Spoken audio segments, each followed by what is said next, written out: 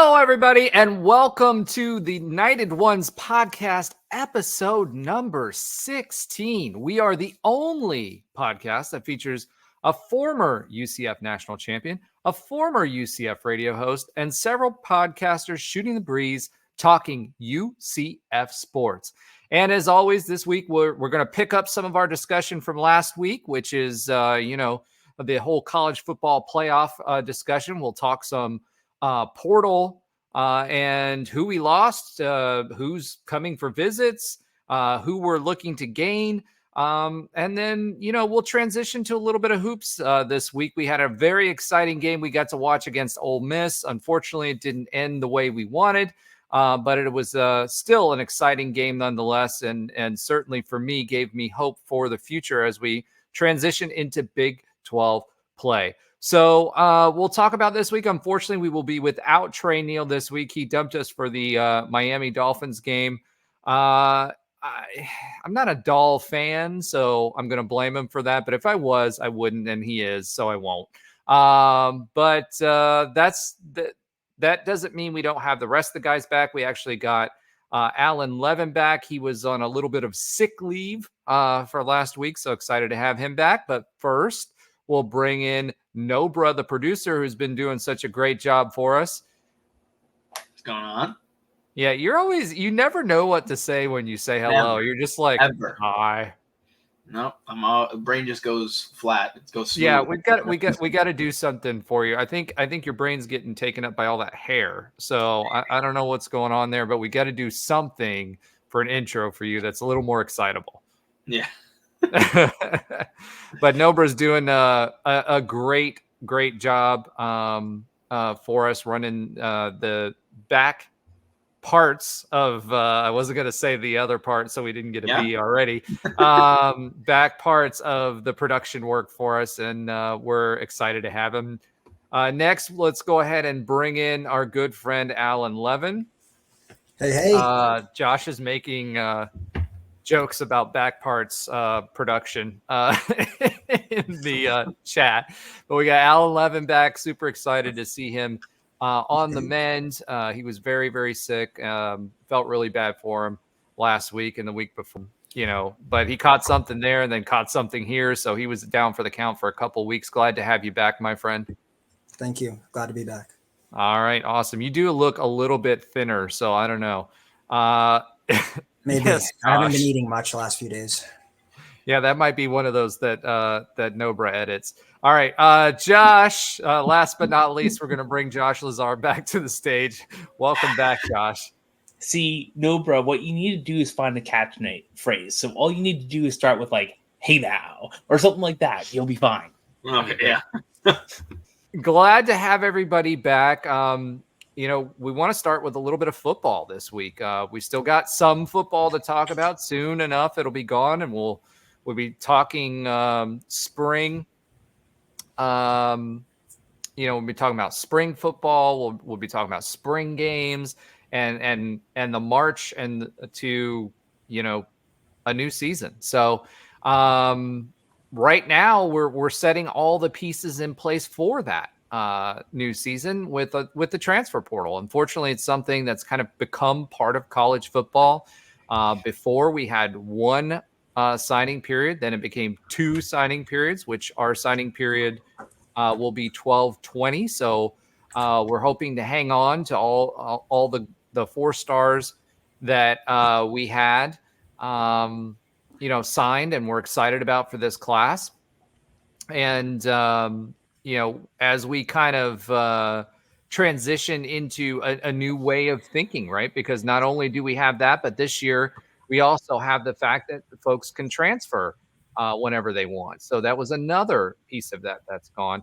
And this has led to an even bigger discussion on conference makeup. Last week, we heard the NCAA president come out and say, hey, why don't we just have another division of the NCAA and of college football, and we'll just create one where the the schools can pay the players through their NIL collectives, bring them in house, and those that don't want to participate can be in another subdivision, and also give them more autonomy with things like getting rid of the limits of, getting rid of the limits on the number of players you can bring in. And it harkens back to, what was said by Alabama great Bear Bryant, where he said, people asked him why he was stacking all these players. And he basically said, so that Auburn can't have a football team. And that's really the thought process. And I'm not even joking about it. That was his quote. It was like, I'm stacking all the Alabama football players. And even if they ride the bench, I've got two teams so that Auburn can't have one. And that was the thought process. And we're slowly sliding back to that. So there's a lot going on, as this has kind of evolved with the whole idea of the NIL. We talked a lot about that over the past couple of years on various podcasts about what the effects would be, how it would impact UCF.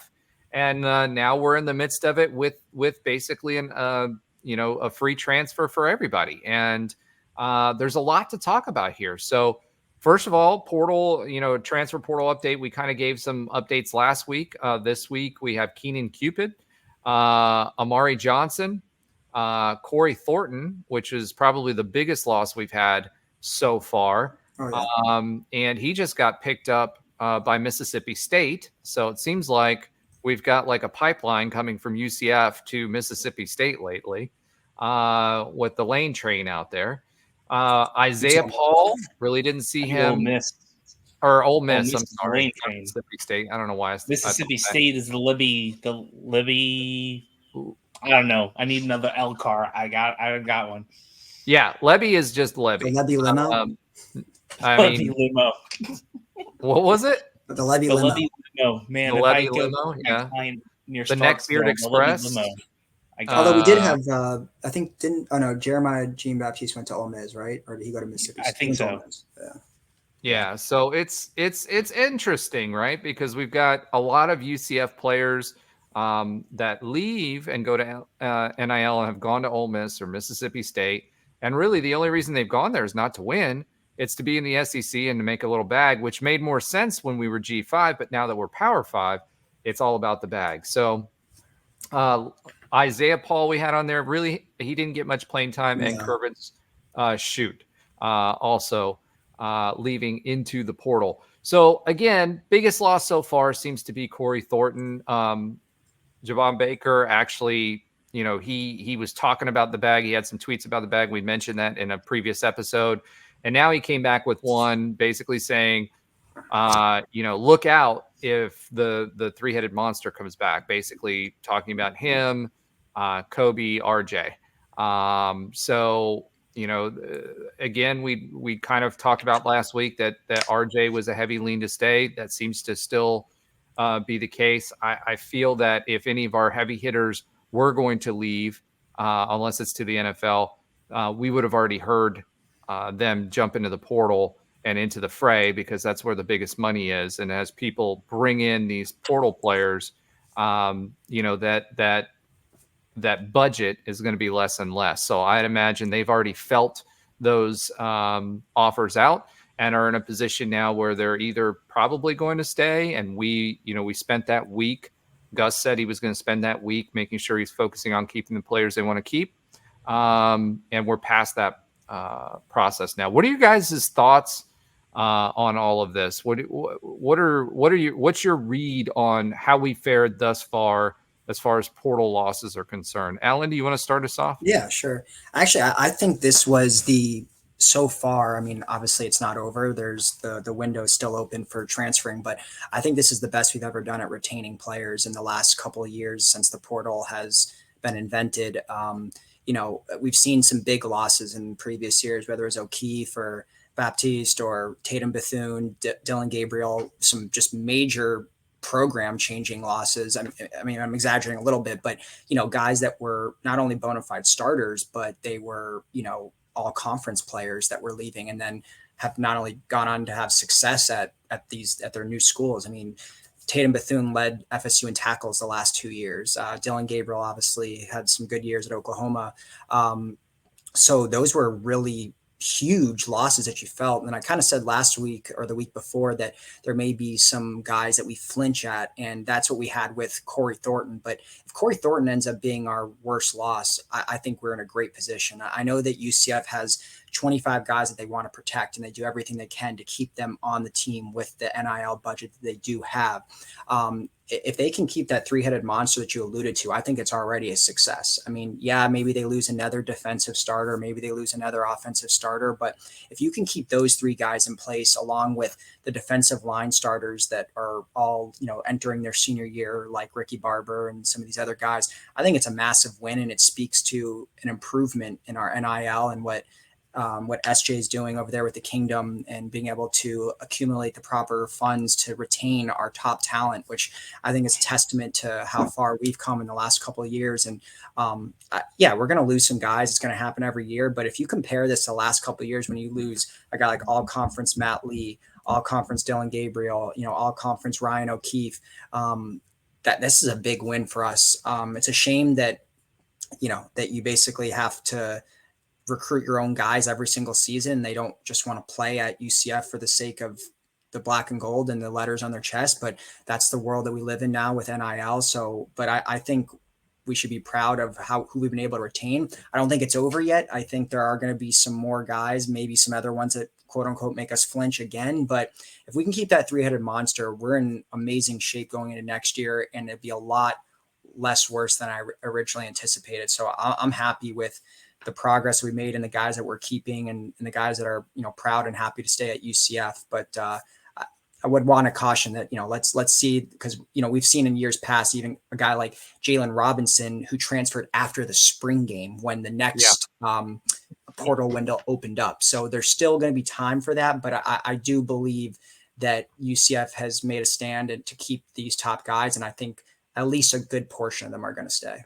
Well, and what's crazy about that is, if I told you, I don't know, 3-4 years ago, or even 5 years ago, UCF would have what's rumored to be around a $3 million NIL budget, right, at their disposal to keep guys, you would have laughed at me. I mean, raising $3 million, from our fan base, that's a tough ask. I mean, even when we're funding things like the Lazy River and everything else, that's a huge amount of money. What's that? Especially for a younger alumni base that doesn't have old money like some exactly. I mean, schools. That's a huge ask, right? And we've managed to maintain that, and we seem to be a player. Now, are we, where even Texas Tech is right now? No. But a lot of these other programs, we are within range, and I think what you're starting to see in the portal is kind of positioning where UCF is. We were at a huge disadvantage before having that G5 tag.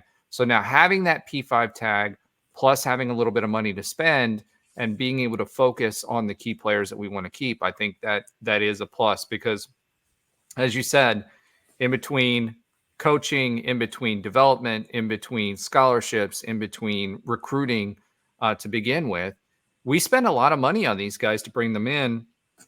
And we've basically got an, almost unrestricted free agent market now that we're having to roster manage. It's not about developing. It's not about getting the right mix of who you're bringing in and then having development anymore. People ask why people aren't developing anymore. Can't keep them. They're going to the next highest bag, and not everybody's successful. I mean, the example you used with, I just lost his name, the Matt receiver. Jalen Robinson. Yeah, Jalen Robinson. He didn't do anything the next year, right? And then the following year, he went to a middling ACC team and was very mid. Had he stayed here, no, I'm serious. He was mid. He had like 300 or 400 yards receiving or something like that, which is not what you get as a feature player at UCF. And at some point, you're going to have to understand that, hey, you've got an offense here that's got a 1,000-yard receiver and a 700, 800-yard receiver, so almost 2,000-yard receivers, plus what we were doing in the running game. You have the opportunity to be a feature player that's going to put up a lot of yards here that you wouldn't have at a lot of other teams. And how does that go into that mix for you when you're making that decision, right? I think that is a positive for UCF and having such a successful team. All And right. he had his best season. Jalen Robinson at the end of the day had his best season at UCF. Exactly. All right, Josh, what's your take on how we've done thus far in the circus that is NIL drama And and Alan the stole all the portal? Yeah, I was about to say Alan stole all the thunder because he's right. I mean, so far, right? We haven't had anyone that we would probably see on the field every single play or 50 or 60 plays all the time, except for Corey Thornton, right? And I get it. We've been there. Bethune left. Jean Baptiste left. People who are getting those types of numbers sometimes leave, and sometimes they do great things, and sometimes they don't. And I think a lot of players around the country are understanding and seeing this a little bit more. I saw some graphic recently on some social media where there's like 106 or 100 and some odd quarterbacks in the portal, and there's like 133 teams, right? So at some point, the carousel is going to have to stop, and for some, maybe it would have been better to stay where you're going to stay. So, and listen, students generally leave colleges if they have different situations. Forget athletes, because sometimes they want a better education, or sometimes family circumstances do that, right? So even student athletes might leave not just for money, right? And a lot of them probably are leaving from the group we have now. And Alan has I think a good, I was trying to look it up on X, formerly known as Twitter, had a good list. I think he was keeping track of it on his X account. And, if you look at that, a lot of guys probably just want to find time. Maybe moving up, maybe moving down. That's nothing wrong with that either, right? And there's some parts of the beauty of what's going on now. And I don't think there's a lot, but one of them is that someone who wants to get time has that opportunity. But then you have the other side, of course, of that scale where you pretty much have mercenaries, right? Going after money, which I don't blame anyone doing that. But you have like Dylan Gabriel's going to Oklahoma and stayed there for a couple of years, got really good. He's a good player in the system. The schemes He played about the same. The only thing he added to his game, finally, he was able to be a little bit more mobile. Yeah. Well, I mean, just had a bigger we were trying to get him to do that his first 2 years here, right? Like that was missing here too. And listen, he'll probably do well in Oklahoma. That's right. Well, did well in Oklahoma. He's probably do well in Oregon, and that's okay too. There's room for that as well. But for us as a team, so far with what we've seen, I think we've done as well as we can ask for, and I hope that there's a mix of guys wanting to stay here to play at UCF, guys who want to stay here because they're getting money to play at UCF, as we talked about, not in that sport, but in basketball last week with Chance McSpadden, that we got a little hint on. But that's okay too. That's life. Now, I will say, in the back of my mind, some of these athletes might be making more to play football than I make as a professor at UCF, or instructor, really. And part of me is like, is that right? But that's where we're at right now. TV money is not paying for me to educate students at UCF. Well, and that's just it, right? What's your in a free market? What's your value to the school, right? And that's what it boils down to. I mean, not as an educator, but I mean, how much revenue do you actually generate for the school, depending on how many people you're teaching and et cetera, right? And how much the school earns from those credit hours. So at the end of the day, 1,400 students a semester. I understand that, but how much does that translate to versus the TV exposure if you have a good team to the school, if you're playing not on ESPN Plus every weekend, or you make it to the championship game, or you make it to the playoff, or a New Year's Six Bowl, or whatever. The point, I understand. The point for me, though, that I think you made that's important is I did? Yes. Hold on, and I'll get to it. Okay. But the point that's important for me is the differentiation between starters leaving and role players or backups leaving, right? The starters, when they leave, are looking for either a bigger stage or a bigger bag. Most of them are going to be the latter half of that, right? I think UCF's a big enough stage, right? Where they can get the exposure that they need, and they've got the tools. Even though the 6-6 doesn't reflect that, I think they've got the tools offensively to do really, really well. And I think that's really the difference. Is it's when those starters who have the playing time, who have the opportunity to be great, who now have the platform to be able to make it to the playoff. I mean, not like they would at Alabama, but certainly much better than what you would get at Mississippi State. I think for them, I think the sweet spot for those starters are the ones that are probably going to be undrafted free agents and or late round picks, or they come back a year for a bag, they graduate, they move somewhere else and capitalize on that when they can, and then go into the draft, and whatever happens. So I think what you're seeing is a lot of movement along that. And kind of talking about that brings us to a very visible visitor that was on campus this week. And it was kind of in that situation. And that's Coastal Carolina quarterback Grayson McCall, who visited over the weekend. If you went to the Hoops game, he was in section 118 there with we pulled out all the stops. You had Christy Malzahn. You had, of course, Coach Malzahn. You had Coach Henshaw. Our AD, Terry Mohajer, was there. And they were pulling all the stops out for Grayson. He was at Coastal Carolina. He would have transferred last year.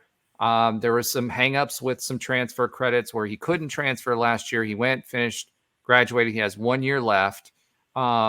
He's made a lot of noise. He seems to be a really good football player, did well at Coastal. And now he's looking for both the platform and I think more the platform than anything else to get up his opportunities to be in the NFL. So UCF would be a good opportunity for him. The other major player right now is South Carolina. Or not South Carolina, I'm sorry. Wow, NC I'm off State. today. NC State. It's Carolina somewhere there, right? Yeah, exactly. NC State. Now, he is a Carolina kid, right? Mm-hmm. So, we talk about how UCF has a lot of advantages with us being from Florida and the number of players that come out there and the ones that leave the state of Florida and want to come back. In this case, it actually works against us because he is from the Carolinas. So he was here over the weekend. He went back. There's no conversation yet on where he's going to go. But that would be a huge opportunity for us if he did come in, because he is a true dual threat, larger size, has the ability to run, and has a pretty good arm on him. So he would be a good transition for us from JRP until we have some of our young freshman high school prospects that are coming in for 2024 and 2025. EJ Colson, Trujillo, a lot of those guys that are expected to take the reins. Barring that, if we don't have like a 1 year type quarterback, you've got Timmy McClain as well, who may end up leading the ship. But it's pretty clear that we're shooting for an experienced quarterback that we can plug and play and kind of get us through this year or this next season before we get into the younger high school players that we have coming in. So what do you guys think about Grayson McCall? Have you guys watched any of his film? I mean, I'm sure Alan has. I don't know if Josh has. Alan, what's your take on that? I think this would be arguably like the biggest QB we've ever gotten in the portal since the portal era starts. I mean, unless you consider JRP, a bigger get, or Brandon Wimbush, I guess by name or whatever. But, I've watched him for 4 years at Coastal Carolina. I always admired his game. Like you said, he's a dual threat quarterback. This is a guy that's thrown for over 10,000 yards and 88 touchdowns in his career. I'm gonna be honest with you. Before Grayson McCall was at Coastal Carolina, I had never even heard of Coastal Carolina as a school. And now in the last 4 years, this is a team that's racked up 38 wins. They've had 2 11-win seasons, been the SunBelt champions 3 times in the last 4 years, gone to a New Year's Six game.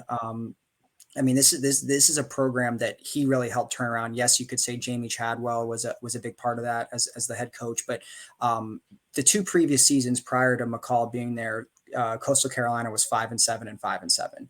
He gets there. They have back-to-back 11-win seasons, then a 9-win season. Like I said, 38 wins over the last 4 years. I think this would be a massive get. Not only is he experienced, he's extremely talented. He's size-wise, he's a standard QB size, bigger than a guy like JRP, but has that dual threat, that mobility that we want to keep in Gus Malzahn's offense. So I think this would be a massive get for us. And if we can, the fact that he's narrowed it down to us in NC State, a school that's close to home for him, still in the Carolinas. That would be a big win on the recruiting trail for us. I think just being able to beat out a fellow Power 5 like NC State, who's had some pretty damn good quarterbacks over the years. So I would absolutely love for him to transfer here. I think that would be a game changer for us next season, especially if we keep that that 3-headed monster that we keep referring to. He's got guys, the weapons he would have with Baker and Hudson returning and Townsend and maybe some other transfer wide receivers that would be more attracted to come to UCF because McCall is coming here. I think it would be absolutely a game changer for us next year. I think we all thought next year as a transition season, but when you throw someone like McCall into the mix, I think he'd be a bona fide QB1 and one of the best QBs we've had here probably since Gabriel left. So I'd be really amped up to get him here. I think he's got an incredible game that I've watched a lot of Coastal games, some of those SunBelt weekday games, and watched him in the New Year's Six Bowl. And they've had quite a few amazing seasons under him and Chadwell. So I would love for him to transfer to UCF. Awesome. So what we've learned is Alan's a really big fan, and that he watches a lot of SunBelt football. So there you go. It's on the weekdays. It's easy to watch. What else is there to watch? Well, there's a reason they call it the Fun Belt, right? The Fun Belt, exactly. All right. Josh Lazar, thoughts on Grayson McCall? 2020 Player of the Year of SunBelt is McCall. 2021 SunBelt Player of the Year is McCall. And 2022. 2022 SunBelt Player of the Year is Grayson McCall. Now, the SunBelt is a pretty darn good conference right now. They probably usurped most of the other G5 conferences, the ones that we've been in, better than the CUSA, probably better than the AAC, maybe, right? And then they're going to be losing SMU too. When's the last time? I don't care what division, I don't care what conference, that a 3-time Player of the Year of a conference decides, yeah, we're going to move and we can get them. So right. Here's the thing. I don't know how this is going to end up. There's a lot of people saying NC State. If you want to play for a top 10 offense, you're going to be able to put up the numbers that you want to go to the next level, which is what he wants to do. NC State, good team, right? I have nothing against NC State. I have a lot of friends who are fans at NC State. We've talked ball for a long time. Is a solid program, usually in and out, not huge. They're not going 13-0 all the time, but not most people in North Carolina aren't as football teams. But if he wants to make money in the future and make some money now, I think there's an obvious choice if it's down to NC State and UCF. But, he is from Carolina, and maybe he wants to stay closer to home. Don't know. But if he wants to follow the bag now and the bag later, I think we're the obvious choice. I don't think NC State is going to all of a sudden become a top 10 offensive team, and you already know what you have with Gus Malzahn. Maybe, again, maybe he's just, being a shrewd business person, and I wouldn't blame him for it, figuring out what he's worth in two different organizations and pitting them against each other. That happens. Coaches do it right all the time. Players are probably doing it now too. And sometimes it happens as employees of companies. So at the end of the day, personally, I think we're the better fit for him for now and the future, but we'll see. It's up to him, and hopefully we'll know by the next podcast. Absolutely. Yeah. Thought is that we'll know within the next 24 to 48 hours. So you guys might know before you hear this podcast, because Dover is going to have to do a little editing. But, I do agree with you guys. I don't think so. Alan, when you said, is he a bigger transfer quarterback than JRP for us, right? I think that at the time, JRP was a wide receiver, Correct. an unproven commodity. So when it came to him transitioning over, I think that there wasn't as much noise around him, right? Whereas there's a lot of noise. Sorry, guys, if you're watching the video version of this, there's been a lot of noise and press about McCall, because he has performed really, really well, and I do think he would fit well within our system, right? And he's a larger framed quarterback, so he will definitely be able to sustain those hits and hopefully make it an entire season, unlike JRP. And that was the big thing with JRP, because he didn't slide as much, right? When's the last time we've had a 6'4", 6'5" quarterback, Blake Bortles? I mean, we've gone through a string of shorter QBs, McKenzie, DG, JRP. I mean, this would be the tallest, more traditional standard QB that we've had since Bortles, probably. Durable and dynamic. That's what makes him different, right? Is he's durable because he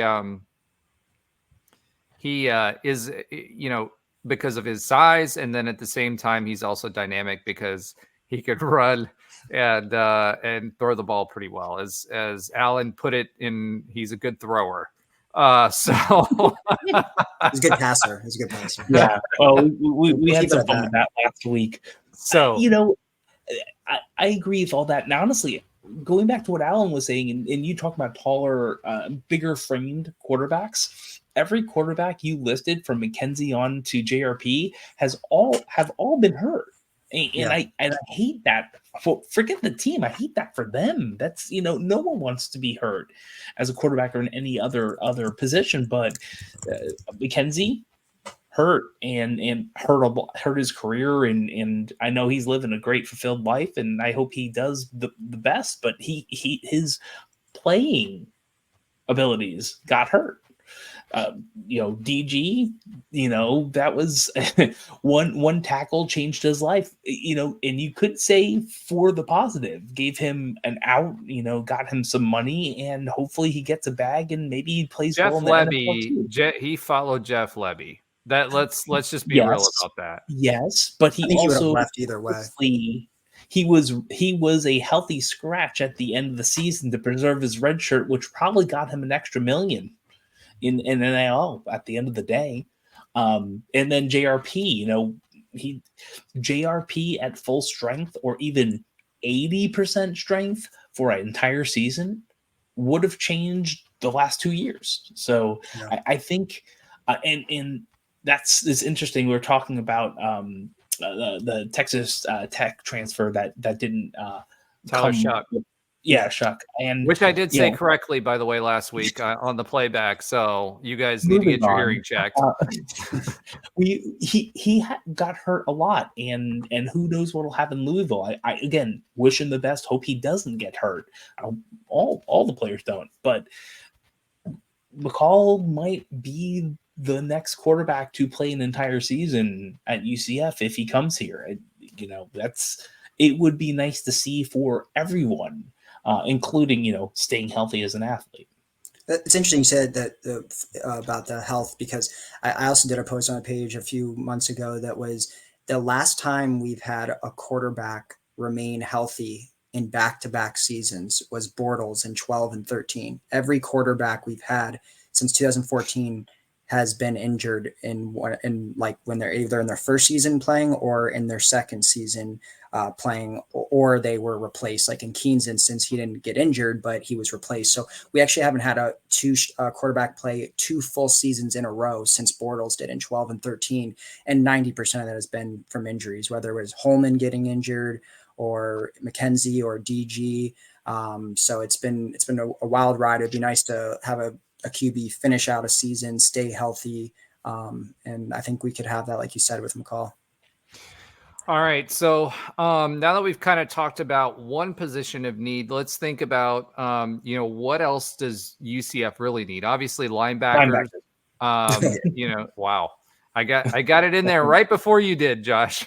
But clearly that's a position of need. But we've been talking about that for the last couple of, I'd say 2 or 3 seasons, right? Yeah. It's really been linebackers being an area of need.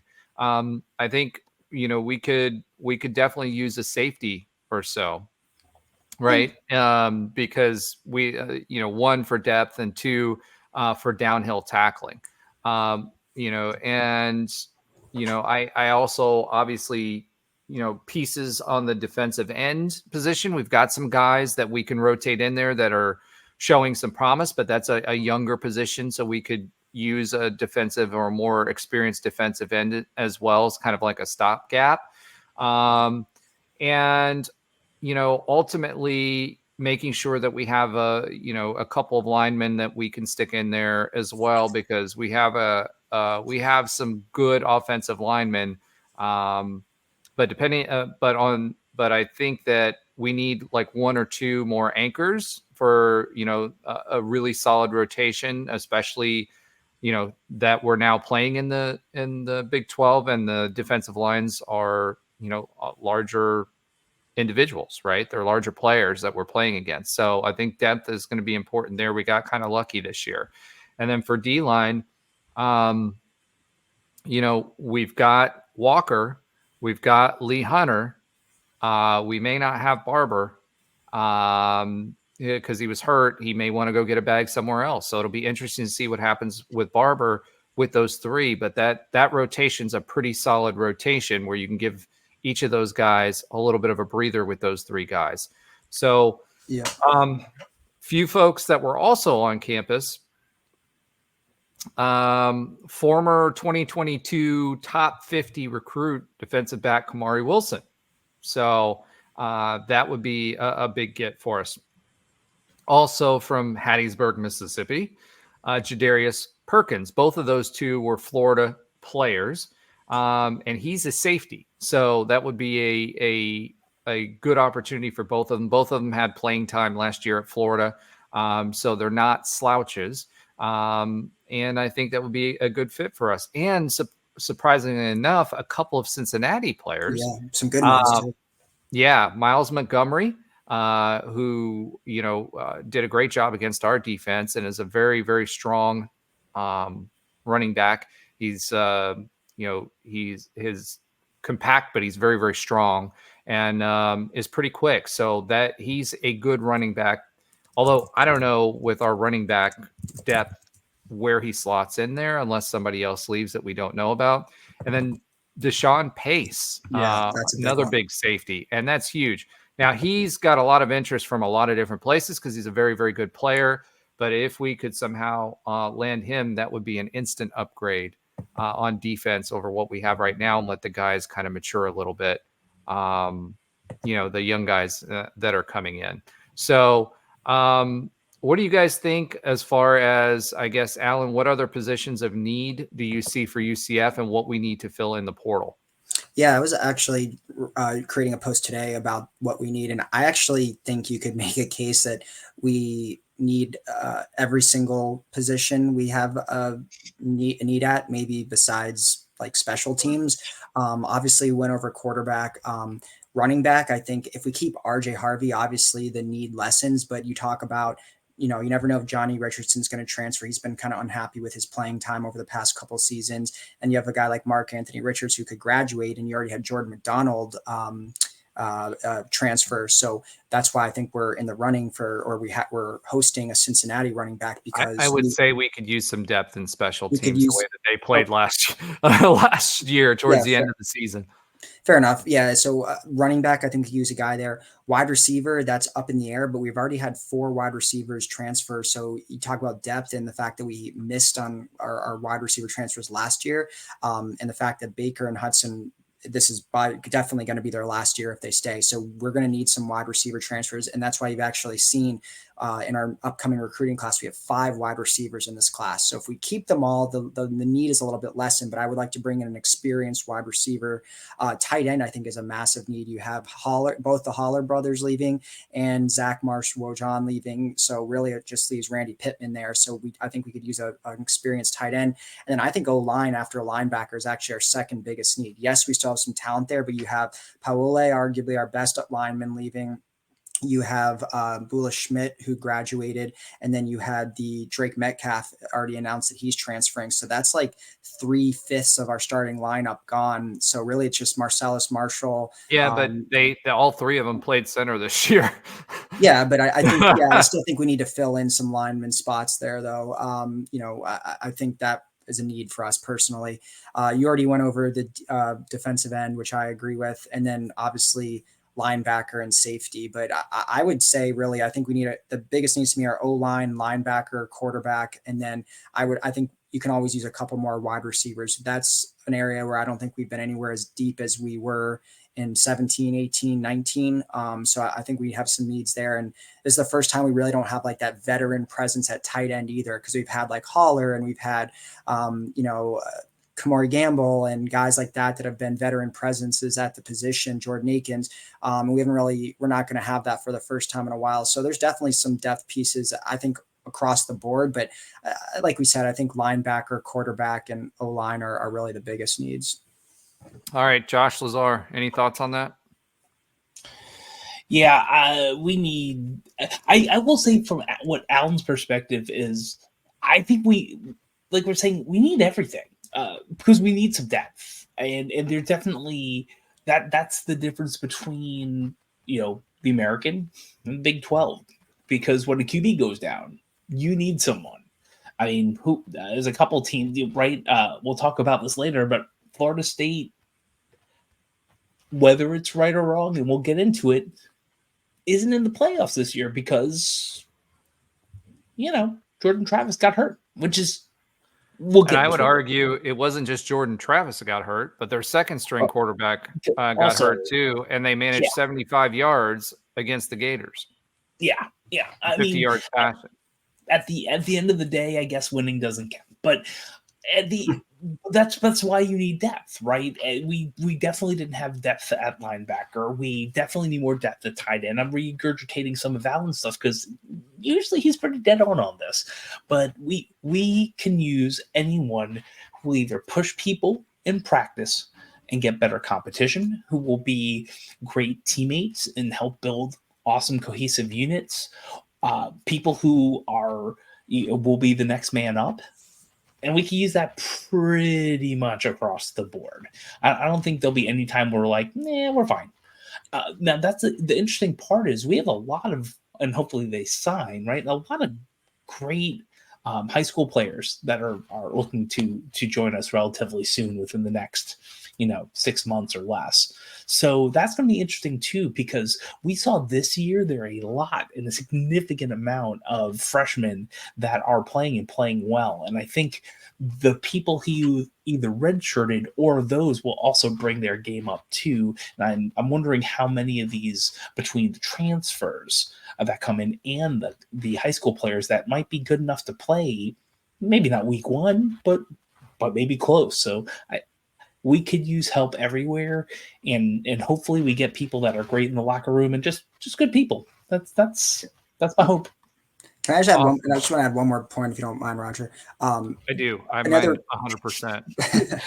Another reason why I think it's important that we didn't mention is 16 out of 22 starters this year were seniors. and 9 of those 16 have exhausted their eligibility or gone. So we're 100% losing 9. The remaining 7 are the ones that are remain to be seen, like a Baker, Hudson, Harvey. So either way, we are losing 9 out of 16, and then after this year, an additional 7. So we talked about how we were a senior laden team this year. We're losing a lot of players just through exhausting their eligibility. So the need for transfers is there just purely because of that. So we got to bring in some guys to replace, potentially 16 starters and at the very least 9. Yeah, which is crazy because we were this past year were brought back. We were one of the teams that brought back some of the most starters, right? Correct. So it'll be interesting to see how that impacts everything. However, if you start bringing portal guys in that are experienced, you kind of gain some of that back, except that now they have to learn our system, right? So it's an interesting conundrum when it comes to that. Now, Josh, although Alan ruined it with his comment, it was a great comment. Josh had a great lead-in for us for our next point in the discussion, which Josh. Was the college football playoff. What you guys didn't see is I said to Josh, "Hey, Josh, try to be brief so that we can move on to the next thing." That Alan didn't even look at it, and I was just trying to be. I saw it, but I couldn't. I had to bring that point up. He couldn't help himself. Yeah, Alan just brings all the knowledge, so that's all that is. But that's okay. I'm okay with that. So let's kind of talk. We talked about it last week. We started to talk about it. Unfortunately, we won't have a Trey Yells at Cloud segment this week because Trey's yelling at the Dolphins right now at a boring game at 7-7, and he missed out on all of this greatness for a boring game. So what we're going to do now instead is talk about that FSU snub and whether the four right teams were selected for the playoff. And obviously, this kind of cuts deep for UCF fans because of our experience in 2017 and, quite frankly, 2018 till McKenzie got hurt, right? Because there was a lot of noise about us being kept out even after that. And, the talking points, I've listened to a lot of national noise about this week. And the debate really is, are the rules defined well enough for the committee? Number one. Number two, is it the 4 best teams in the moment, right? Or is it, teams that were undefeated? So when you're talking about the human element that's kind of sprinkled into this, I think it's a double-edged sword when it comes to the FSU situation, right? Because if you realistically looked around based on how FSU's offense was performing, and they weren't a world beater offense, they were in a lot of close games earlier on in the season too, but they did get better, and their defense matured partly thanks to Tatum Bethune anchoring that middle linebacker spot for them. But they really weren't world beaters, but they did get better. And then all of a sudden, they lost not one, but 2 quarterbacks in the span of a couple of games. And, obviously we've talked about Jordan Travis. Everybody knows what his situation is. His backup, which wasn't ready, but could arguably be thought of as a better option, for at least keeping the offense cohesive enough and scoring enough yards and points to say, hey, yeah, they can do well in the playoff situation against these other top teams at that time. So the question becomes, for the playoff, is it the 4 best teams at that time, or in spite of everything, overcoming everything and being being an undefeated team. And that was the same way for UCF. I mean, we had Mackenzie Milton before for most of the season, and then we lost him against the Cows, right? And that hit. So all of a sudden, now we have the championship game. We've got our backup quarterback playing, who does fairly well, wins us the game, and did really well against LSU, by the way, and a team that was led by Joe Burrow and had, I think it was like 17 or 18 NFL players on it. and was the national champion the following year. So, our team with our backup showed that we could still compete.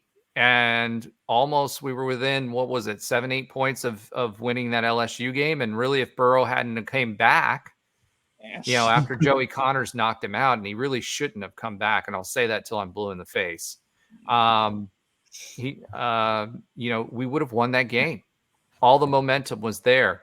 So I think for UCF, we had a good enough backup quarterback who was a starting quarterback before, right?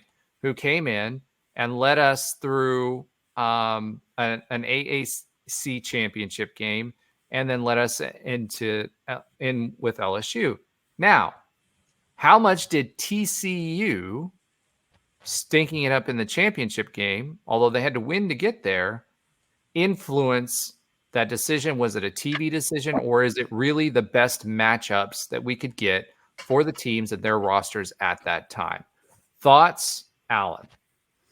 I think the whole system's a freaking sham, and it pisses me off. It really does. Just wow. Like it's ridiculous. There's no other sport in the entire world where you could go undefeated and not go to the playoffs. Literally, obviously you can't go undefeated in like an NBA or the NHL, but I'm just making a point. Like if you're undefeated in college basketball, if you're undefeated in any other sport, you are guaranteed 100% objectively you are in the playoffs. There's no scenario where that doesn't happen. College football is the only place where you could be undefeated and you have a subjective team of group of 13, 14 people judging and saying you can't get in. I think personally it should be, if you're undefeated in a Power 5 conference, you're in, then that's it. Like I don't care if Alabama is technically better than Florida State. They lost and Florida State didn't. And also the manner that Florida State won in has come under scrutiny, which is ridiculous. You won with your backup quarterback and you won with defense. Why does it matter how you win? It shouldn't. They won. I think it's even more impressive that they won with their backup quarterback, mind you, against a top 15 Louisville team. It's not like they beat some crap team in the conference championship. They beat a top 15 Louisville team with a very impressive defensive showing. And they won the game before against Florida with their second string. And then they won this game, their conference championship game, which is arguably a tougher game than Florida, with their third string quarterback. To me, that whether you want to call it deserving or best, I don't really care. They need to be in the playoff because they got the win against a quality opponent. And I also think there's no consistency in this.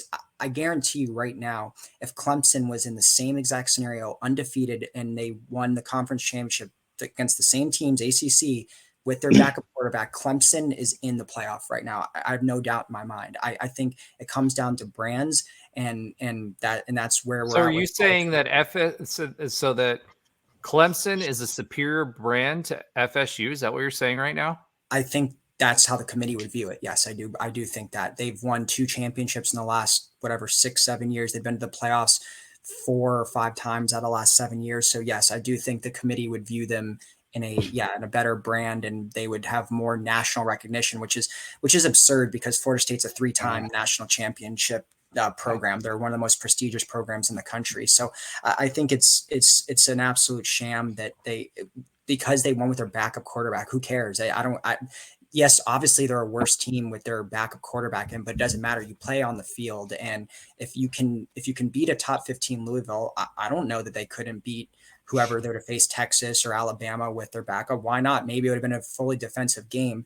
And on top of that, when we talk about the best performances or having the best games, how many playoff games in the history of the playoffs since 2014 have ended in blowouts? So many. Notre Dame's been blown out.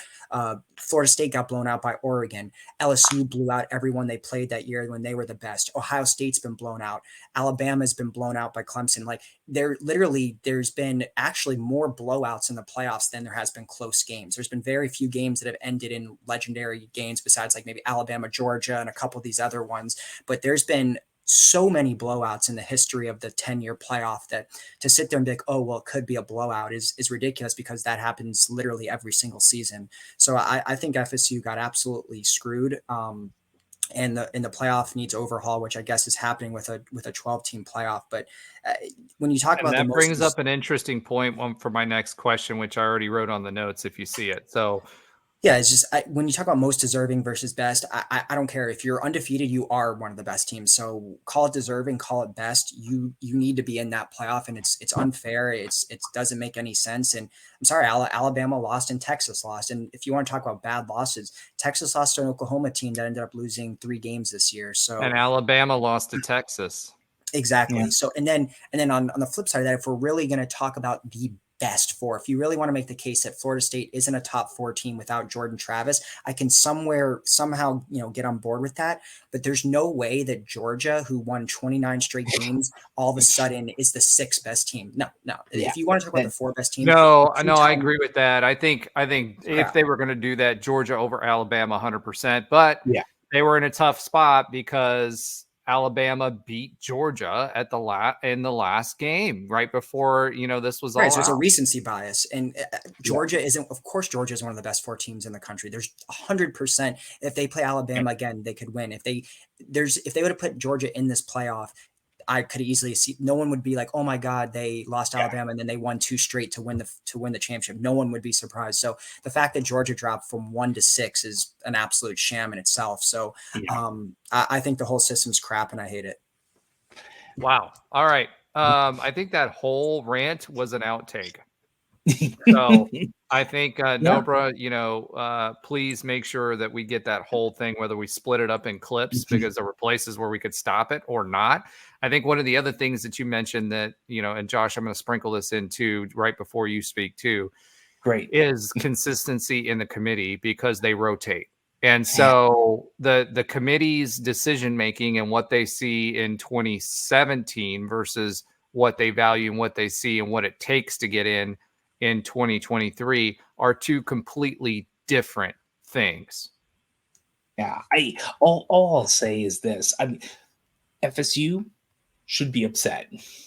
Georgia should be upset. Georgia should probably be more upset than FSU if you're talking about who is the last one in.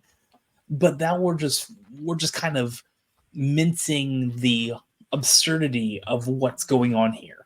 And honestly, it's been all over social media. Welcome to the club. UCF was the best team for a significant amount of time, for at least 2 years. And because of labels, it's what it is. And I guarantee you, Trey would say, if he were right now, that 2017 team would have beaten anyone. And honestly, I agree with him. I mean, so there's a difference between would have and could have, right? So could they have or would they have? I think they would have. And I think they could have both. And the reality is, this FSU team, even with Rodemaker, probably had a darn good shot, because that defense was smothering the last 2 games. Now, it is UF, and UF, not the UF of Urban Meyer times, right? But still, what they did to get past everyone, UF, Louisville, they did amazing work. And I feel bad for FSU fans. I do, but now they feel like us. And that's one of the things, I think the worst part of the entire thing in the long term is now FSU and UCF are going to be connected because of this snub and because of undefeated seasons and not getting a shot. I think their fans are not happy about that. Well, FSU fans said at the time, we should just join a better conference. Yeah. Well, we did, and they didn't. Yeah. What's interesting how they primed this whole thing the last 2 weeks. I didn't even consider Travis's injury as a thing that would even be considered. I really didn't. It was so funny. My brother went to Florida State, and he started saying "Oh man, I'm worried we're gonna get." I'm like, "What do you mean you're worried? You guys are undefeated Power 5." And then I started listening to ESPN. They started just slowly priming. Oh, well, Jordan Travis are that. I didn't even consider that. I don't think it should matter. So when I started saying they were priming that for the last 2 weeks to basically, so it wasn't as big of a surprise, which is I still think is total crap.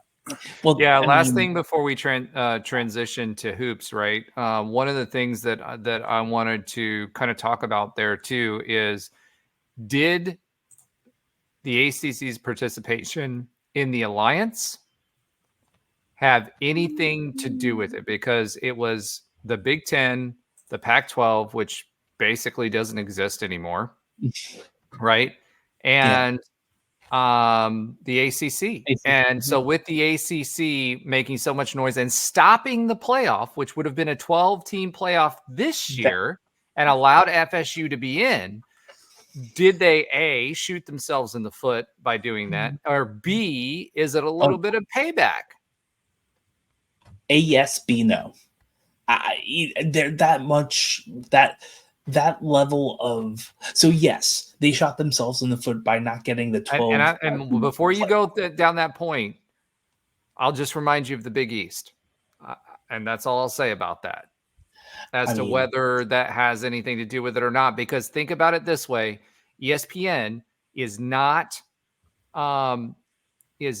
profitable until the ad revenue comes in from the playoff. Had they had 12 spots while they were still the only game in town, because going forward, they're not going to be, right? Had they had 12 games in the playoff, that would have been worth more for an ad revenue than it would have for, all of these ESPN owned bowls, the 29 ESPN owned bowls. So had they had 12 playoff games plus, well, not 12 6 playoff games plus, right? They would have made a lot more money, and they still own the playoff this year, and that's about to change. So I don't know about that. I mean, they're going to maximize with brands. I think it did have an influence. I'm hoping as far as the media narrative.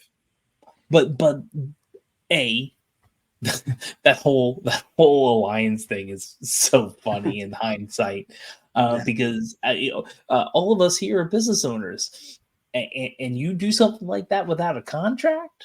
Ooh, that's not a good idea. But besides that, so do I think FSU perhaps led itself to this point because they didn't, as a part of the alliance, agree to this 12-team playoff this year? Absolutely. There's 0% chance they're left out of the 12-team conference. And honestly, a 12-team playoff. And honestly, if you look at the top 8, or if you get a little bit deeper, that would have been a really good playoff. I mean, there's a lot of solid teams, 1-loss teams, maybe 1-2-loss team that really had a shot. And it'd be interesting to see Liberty, I guess, would be in the playoff, I think, right? If we're maybe, I don't know how that they works, wouldn't be very long, but they would be. No, I still think they're going to get murked in their game, honestly. Yeah. It's going to be over with before it started. But they said the same thing about us in the Fiesta Bowl. Yeah. Well, also UConn, but we saw how that happened. The reality is, I think they hurt themselves by not advocating for a 12. I think all of college football got hurt by not having the 12-team playoff this year. But do I really think there's this, I wouldn't say even conspiracy theory, but is there enough there to say, no, this was the ESPN saying, sorry, you lost us a lot of money, we're not going to let you in? I have to hope the answer is no. How about that? I hope the answer you live is in no. your hopium. I will say this: the media narrative was pushing up against that in the lead up, as Alan was alluding to. So I'm not saying they directly told the committee, "Hey, this is what you're going to do," but I am going to say ESPN probably made it clear that we want the best brands as the interpretation this year, and that turned into the best teams right now. And I definitely think that hurt FSU's, but just like our narrative, how we got, we had that artificial ceiling in 2017 and 2018 so that we couldn't, no matter what happened, make it into the playoff.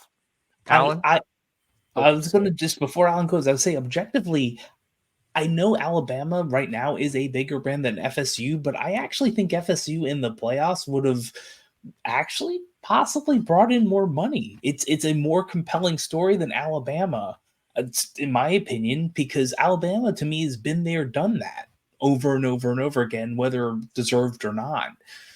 FSU is the old, the undefeated team. I mean, I'd say from a marketing standpoint and a branding narrative, I don't agree with you.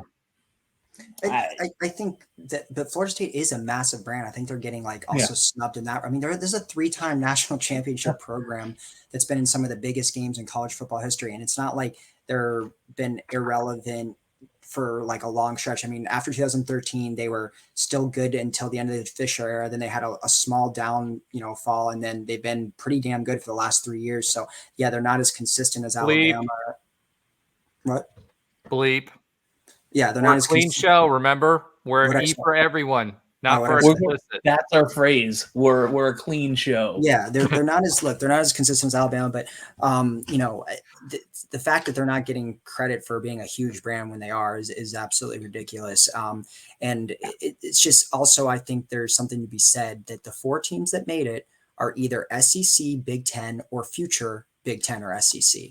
So I think I think part of this, whether you want to call it conspiracy or not, I think they wanted to box out the ACC because we know that we're barreling towards a 2 super conference college football sometime in the near future, and Big Ten and SEC clearly are the 2 premier conferences, the 2 premier brands, and Washington's going to the Big Ten and Texas is going to the SEC. So it tied a nice little bow for them to be able to add those 4 teams in. And it's not to say that Texas and Alabama aren't great teams. They are, but if you're undefeated like Florida State, conference champion, undefeated, and the way that they're able to get these wins, they deserve it. I think they actually are one of the best 4 teams talent wise. Defensively, I think they'd give any team they played a lot of problems and could pull off an upset, in the playoff.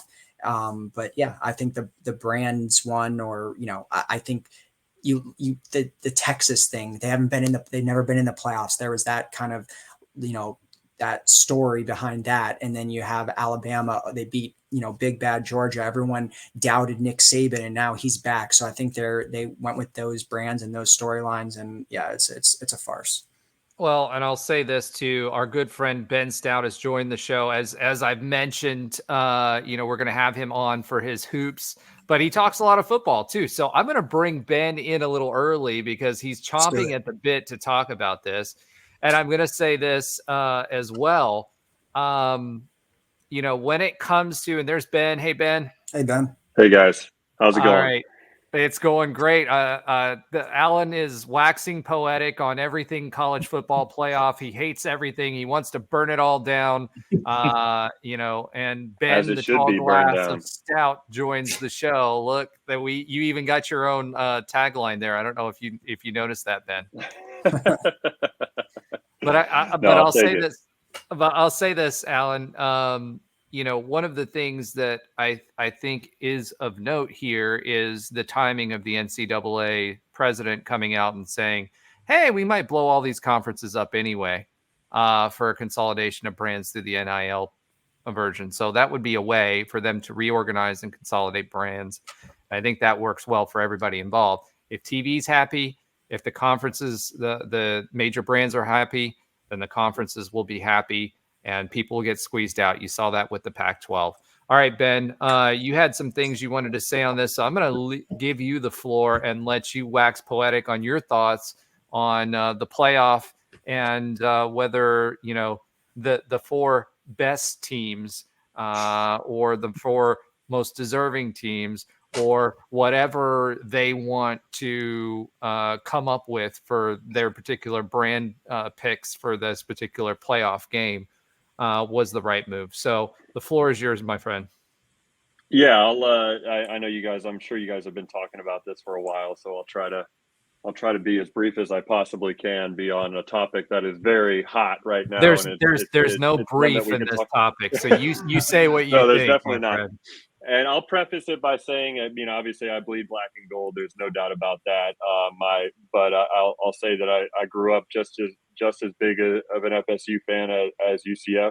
My grandfather went to FSU when he retired from the Army, and my uncle went there as well as cousins also. So our family is a big UCF fan, or UCF family, I should say.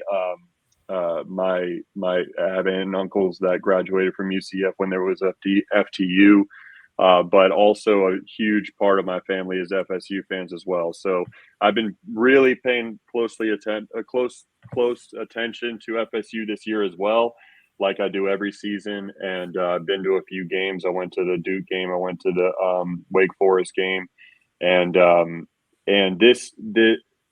think when it comes to the playoffs and it comes to how FSU got completely jobbed in this is a number of different things that I've either thought of or heard in the last week, and a few of those are it's always been the four most deserving teams, or at least as close as possible to the four most deserving teams. The whole narrative that they always say we're always trying to get the four best teams, it's always been used as kind of a scapegoat or a tiebreaker or whatever you want to call it to obviously to leave UCF out in 2017, as the only undefeated team in the country at that point.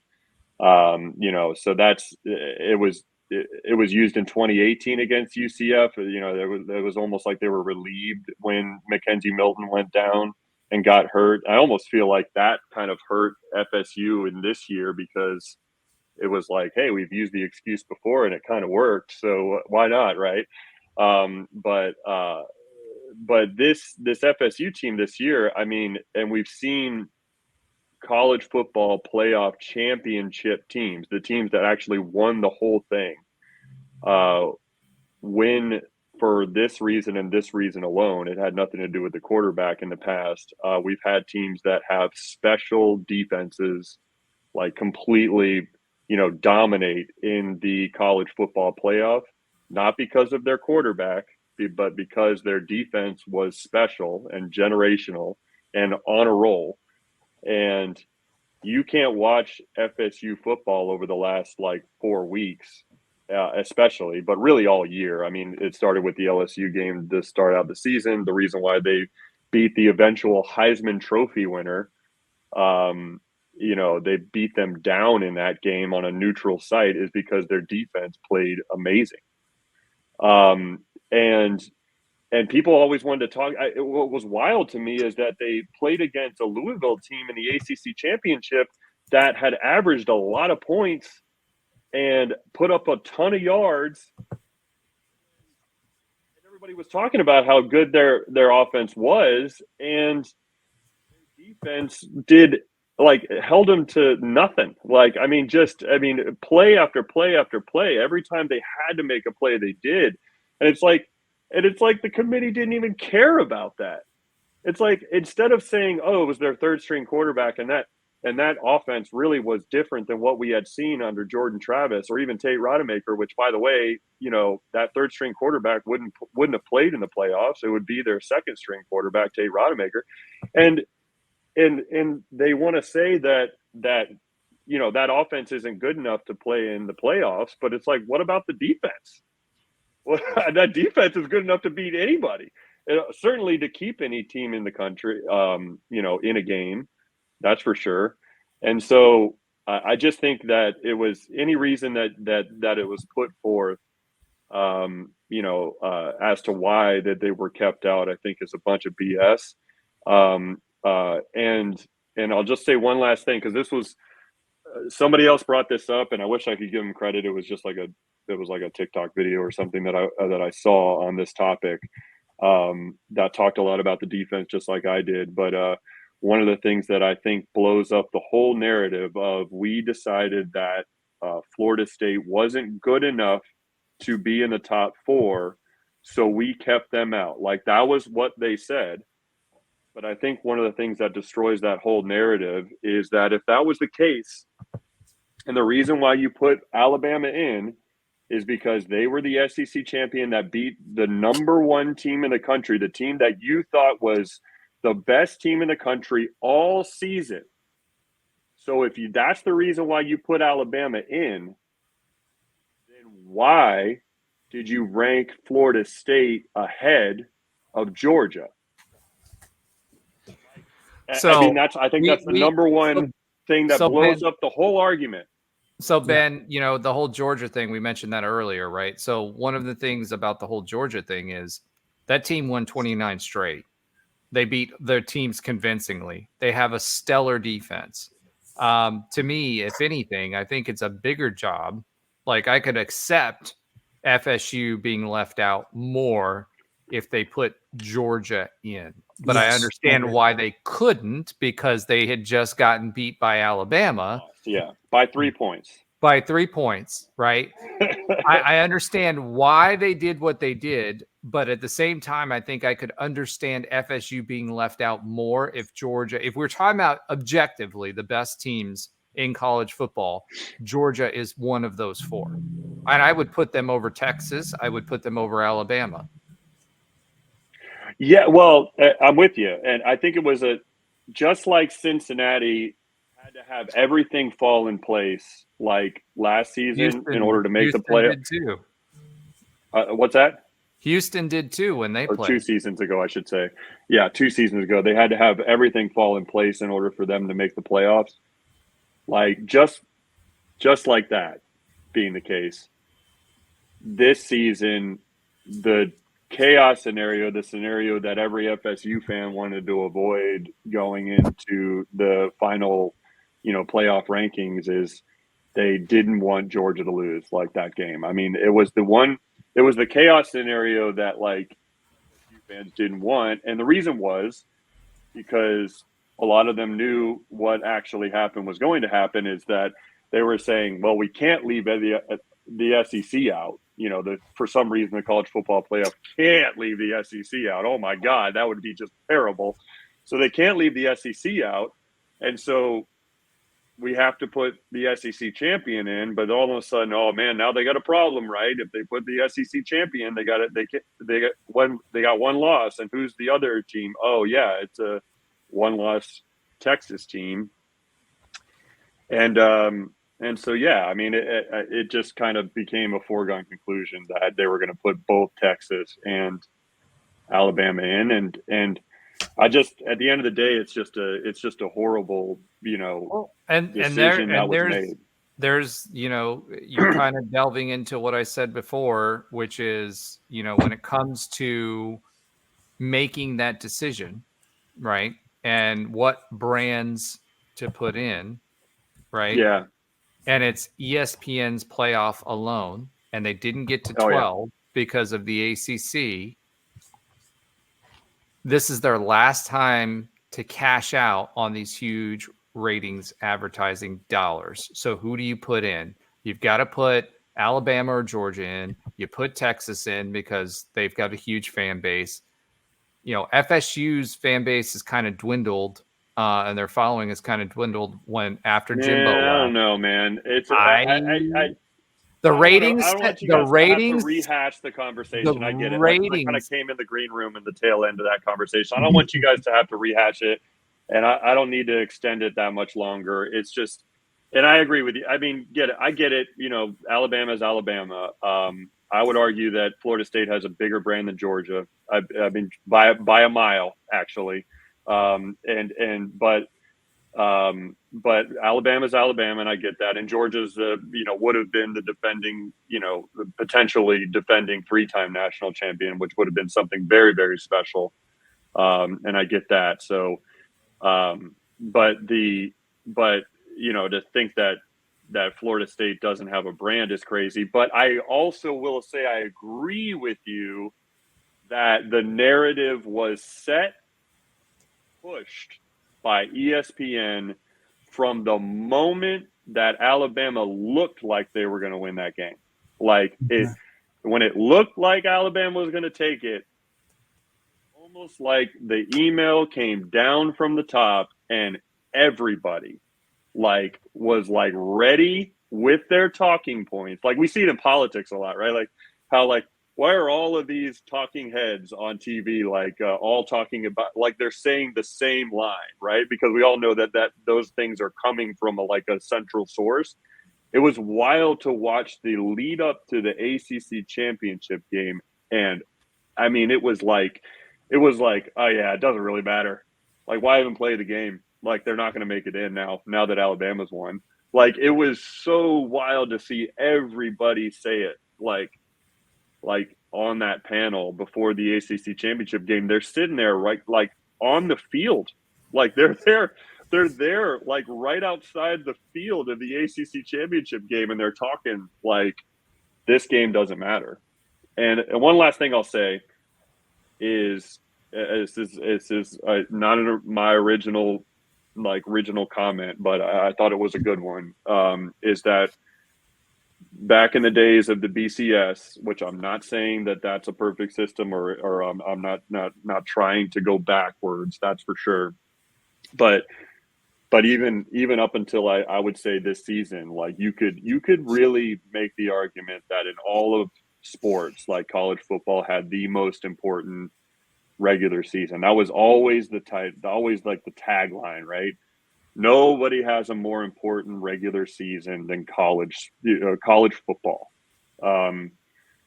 And when you look at those student athletes in the eyes, and like you can't say that this season, like, because FSU, they beat every opponent in front of them in multiple different ways. They beat it when they had to, they're losing to Duke at halftime, and I turn to my dad and I say, FSU is going to win this game by 3 touchdowns. And he's like, what? It's like they've been playing like garbage. I'm like, no, he's going to tell Jordan Travis, you need to take over this game.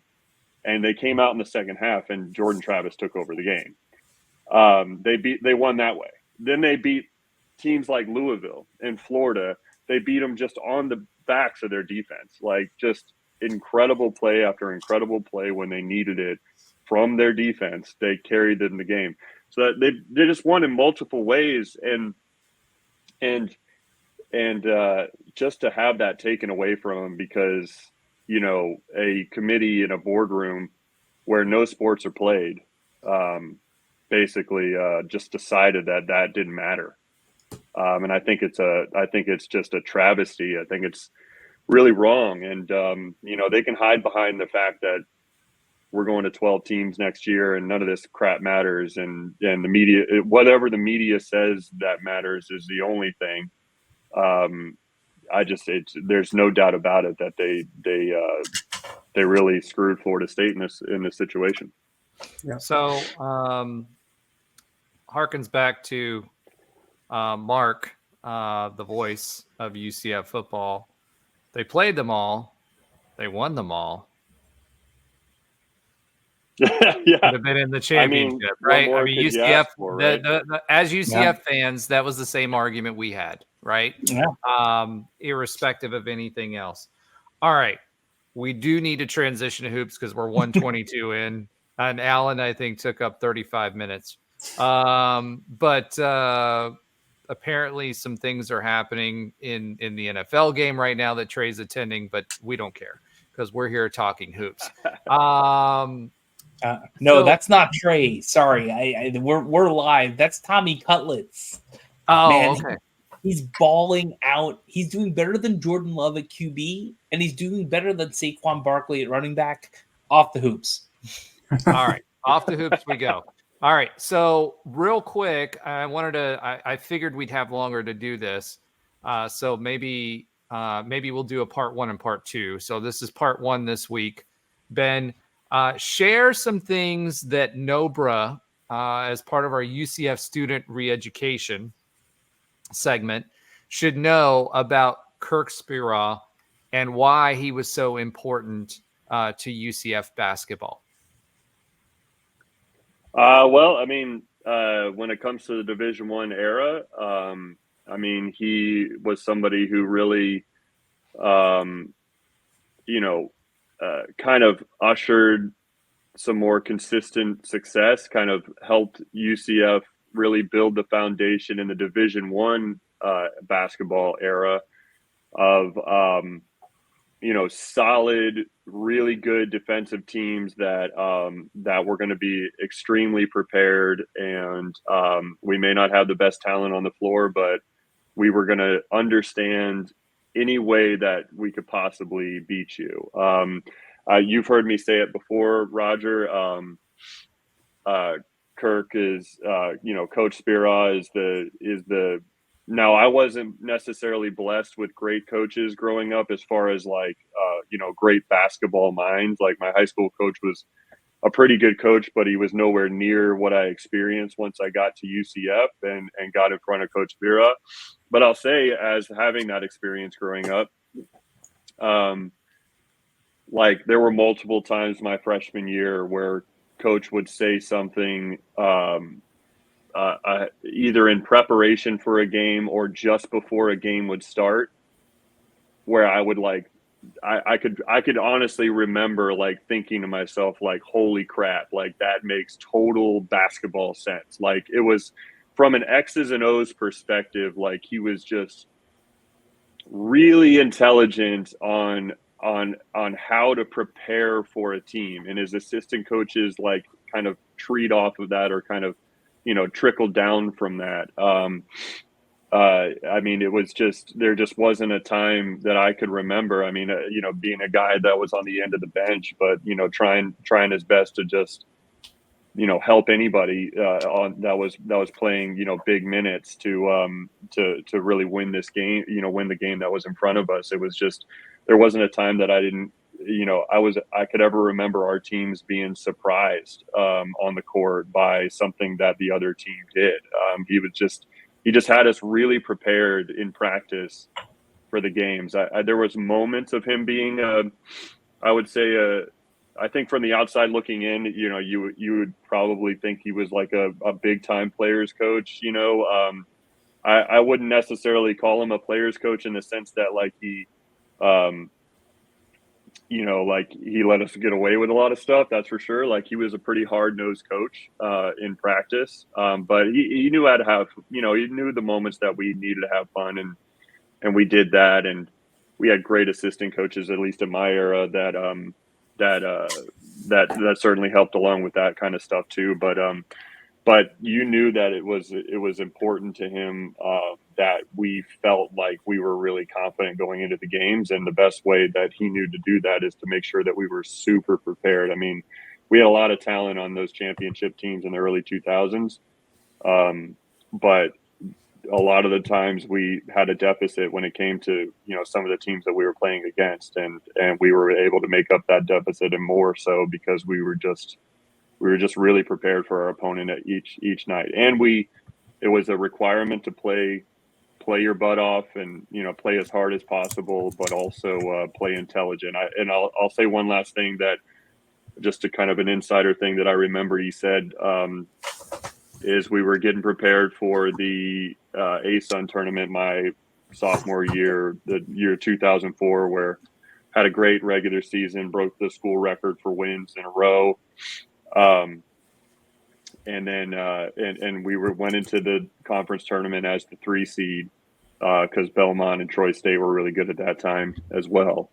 And we were like a game behind them or something like that. And he said something in the preparation for the tournament before we had left. We were watching game film, and he said, what do you guys think is going to like give us the edge? What do you think is going to, like, you know, who's going to win this tournament? And I threw out a cliche. I believe it was me that spoke up, and I kind of threw out a cliche. It's like, it's the team who wants it more, you know? And that's a cliche thing to say, you know, the team that wants it more. Right.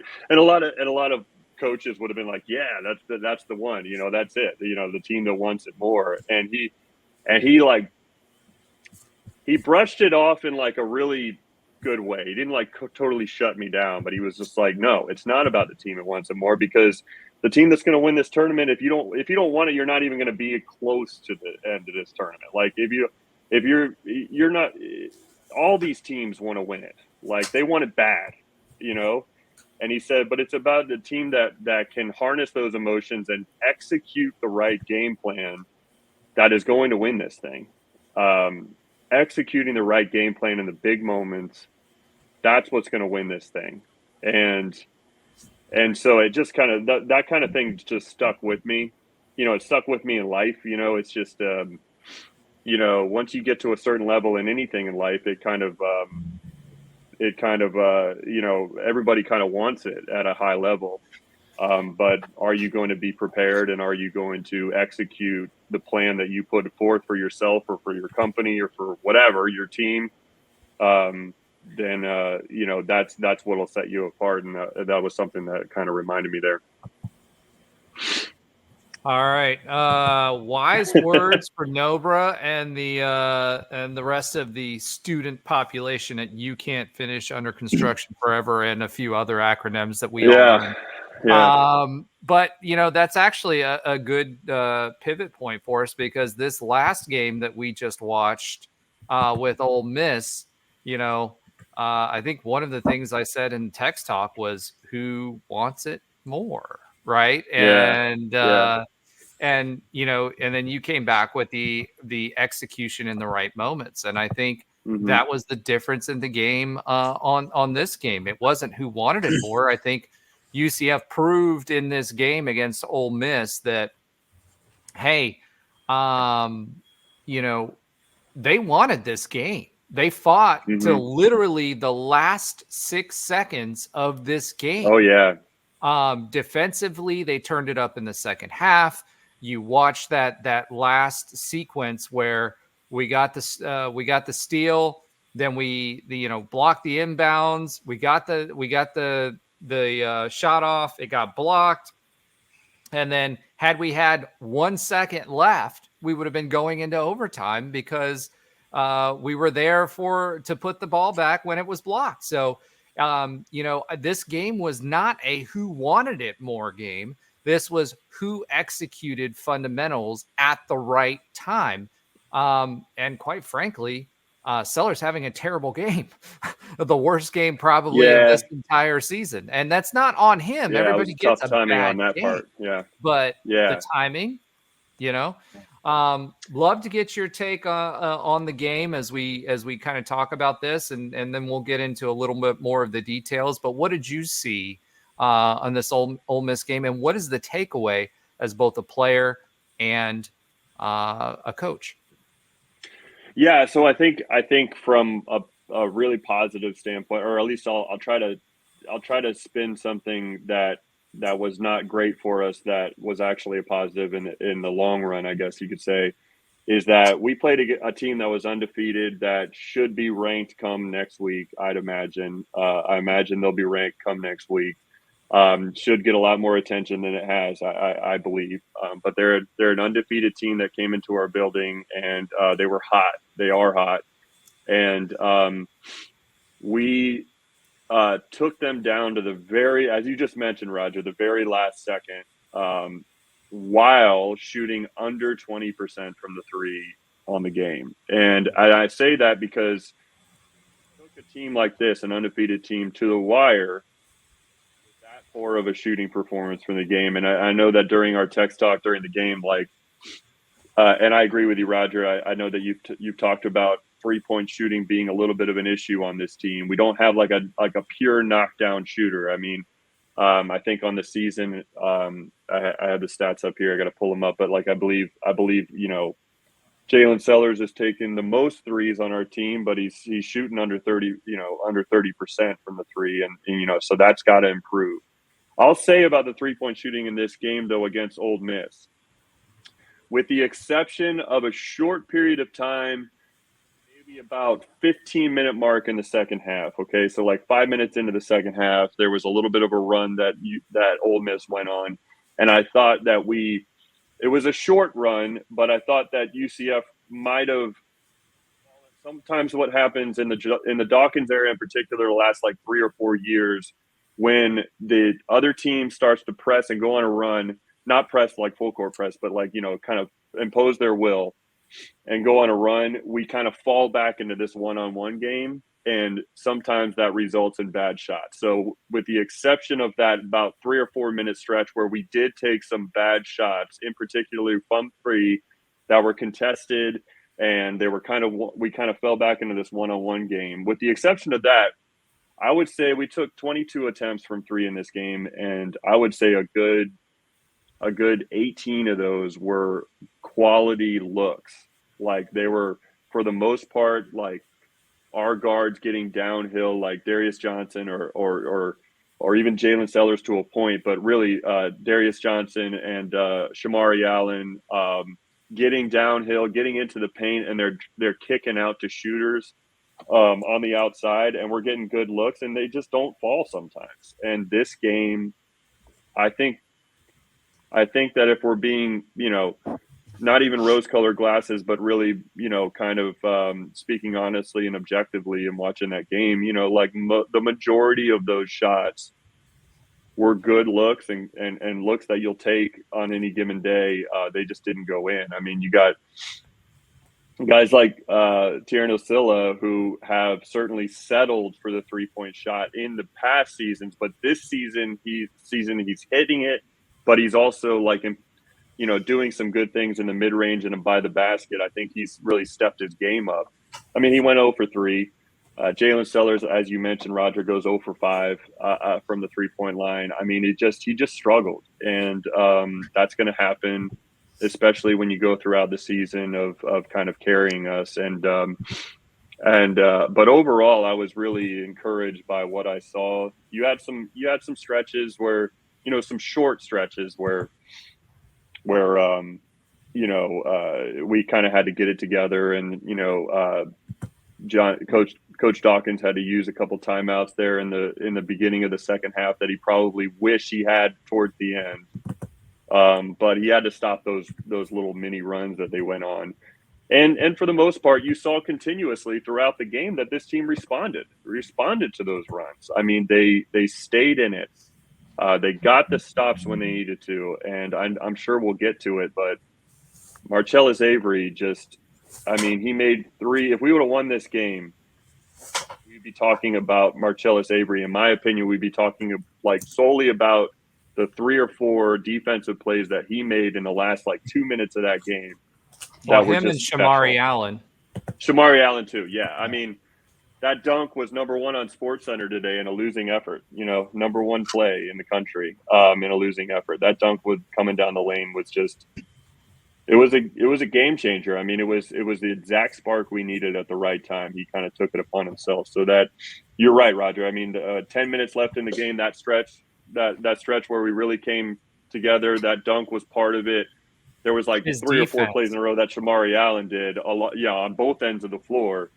And then down the stretch, 2 minutes to go, Marcellus Avery was special. I mean, the 3 or 4 plays that he made in a row on the defensive end were just right after he hit that 3 to bring us back into it.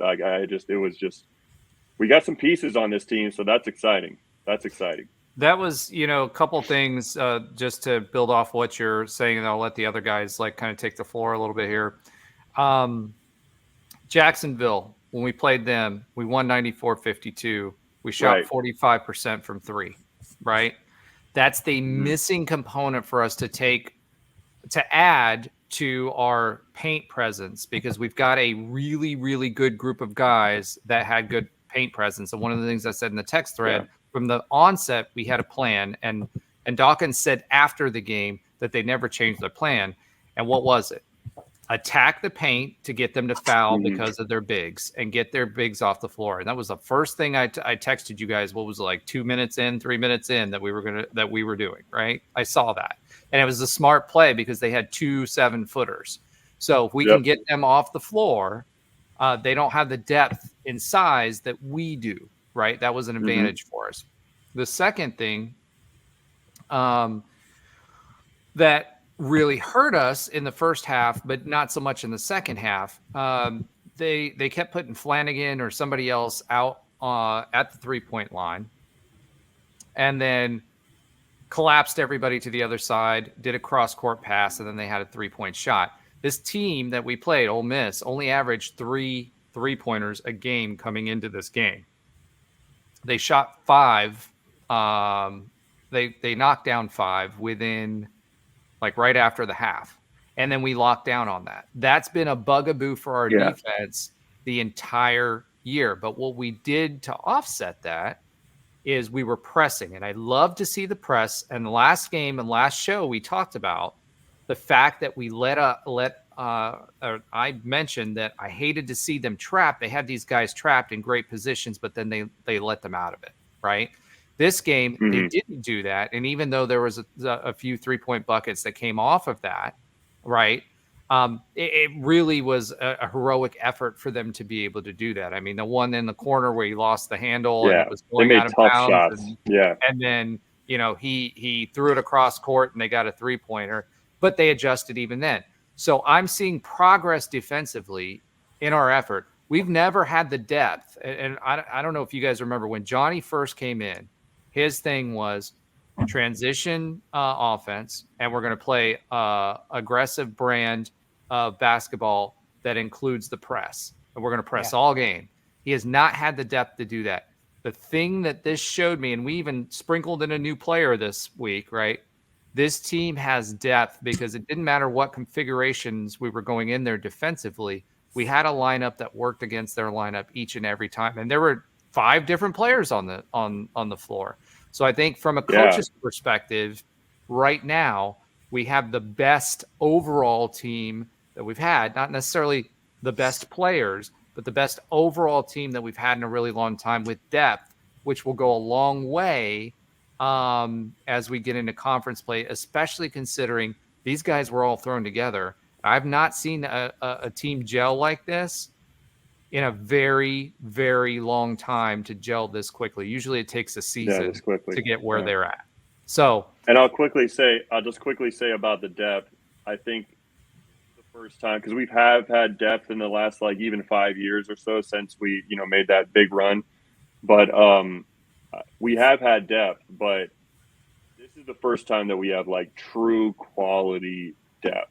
I mean, Omar Payne is a great big man, but there's no reason why guys like Chichi Avery or Diallo can't start over him given the right matchup, right? I'm not saying there was any reason why he wouldn't start. I'm just saying that there's so many different lineups that this team can build, and you don't lose. There's hardly any drop off when certain players come out of the game. I mean, there's even certain times in this game, this yesterday, and in previous games this season where Darius Johnson just wasn't getting it done, and we put in a different point guard, and it's worked out great. We went on runs. Shamari Allen in this game transitioned to point guard. You're absolutely right. Absolutely right. So I agree with you. This is the first time we've had depth in the past, but this is the first time that we've had some really quality depth where there's not a whole lot of drop off, and you pair that with a guy like Sellers who can just take over a game from an offensive standpoint at any time, and that kind of true pure scorer mixed in with a lot of players that are that can shine at any moment because they're good players in their own right, and they're kind of stars in their role. I think that could be a combination that surprises people. Obviously, we got a lot of consistent, tough matchups, coming up in a short period of time. But anyways, yeah. And the bad part about it all is a lot of these guys are 1-year players. I would have loved to see these guys together for a little bit longer. But all right, Josh, you've been nodding your heads. I know you're a basketball guy like us, so I'm going to give you the floor. What are your thoughts on all of this? So, I mean, you covered a lot of it. I was at the game, and I said some stuff in the chat too. I was at the game, and the one thing, and Johnny talked about this after the game. I think it was on some social media. The 2 biggest things I saw as the problems in this game, and there weren't a lot. One of them was they didn't quite take it to them right from the jump. And there was 2 runs that were mostly the downfall. It was the first run, about 8 points in the first half, where at that point, I believe, Ben, we're talking about it, it seemed to go usually as Darius Johnson going one-on-one and trying to drive. And it works a lot, but sometimes it just feels a little too sped up and not running the offense as Johnny Dawkins wants it. But it's interesting. There was a play where a couple people came up to set picks, dropped out too quick. Johnny's turning around and yelling at not yelling, but talking to his own coaches, and then Darius Johnson blows by a guy and scores a layup, right? So sometimes those things happen too. But those 2 runs hurt because we couldn't quite get over the top, and I think part of that is because we're kind of waiting for the game to come to us. But we can't do that in this conference. But what I said in the text talk in a couple different ways. Like this bodes, I already talked about in this podcast how this game is going to be the litmus test for the rest of the season. And for the most part, we passed. I mean, that was as good of a game as I've seen since a while. Like some of the really good UCF versus Memphis games where it's tight and down to the wire in the American. I will say, I think this team, though, a lot of those past teams we played against Memphis wipes the floor with those old Memphis teams that used to give us fits. I tend to agree. I will the say Lawson this: brothers, all those guys, they would have been shut down by this defense. There is a lot of positives. I mean, again, some of this, like Sellers was having some mid-range nice jumpers. It was quite good, but he was losing the ball and driving at times. He couldn't get his 3-ball up. It was always contested. He definitely was not as confident or comfortable as he normally was, and that might have been Ole Miss's. That might have been part of their game plan, is take him out of it specifically. I don't know that part. I think part of their game plan was being really physical with Jalen Sellers. I think that was part of his frustration and part of his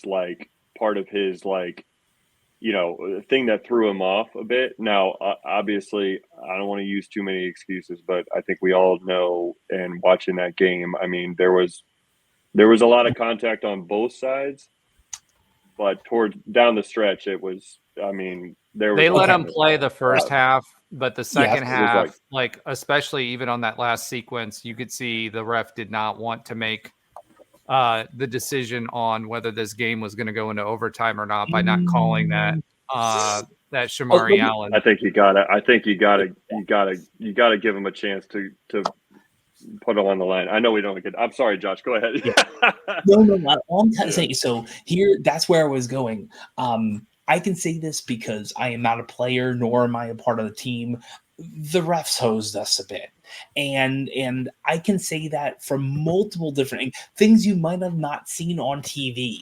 Like there were some times where 33, who, 7-foot player, Ben, you probably didn't body people like that, but there were times at that ending sequence where I don't know if it was on camera or not because I was there, where he threw someone out of the way, and when the refs went back to look at it, they weren't looking at that part of the play. They were looking at the play where DJ tried to swipe the ball over top the guy, and that's a foul. Got it, yes. But they didn't look when 33 was just shoving people out of the way, which he can. He's a big human being, right? Right. But you can't do that. There were a couple times where it's definitely a call both ways type of deal, and UCF just seemed to not get any of the whistles that Ole Miss was getting in the last 4 or 5 minutes. It was very, very frustrating as fans. You probably heard the boos and the fans getting into, because it just things that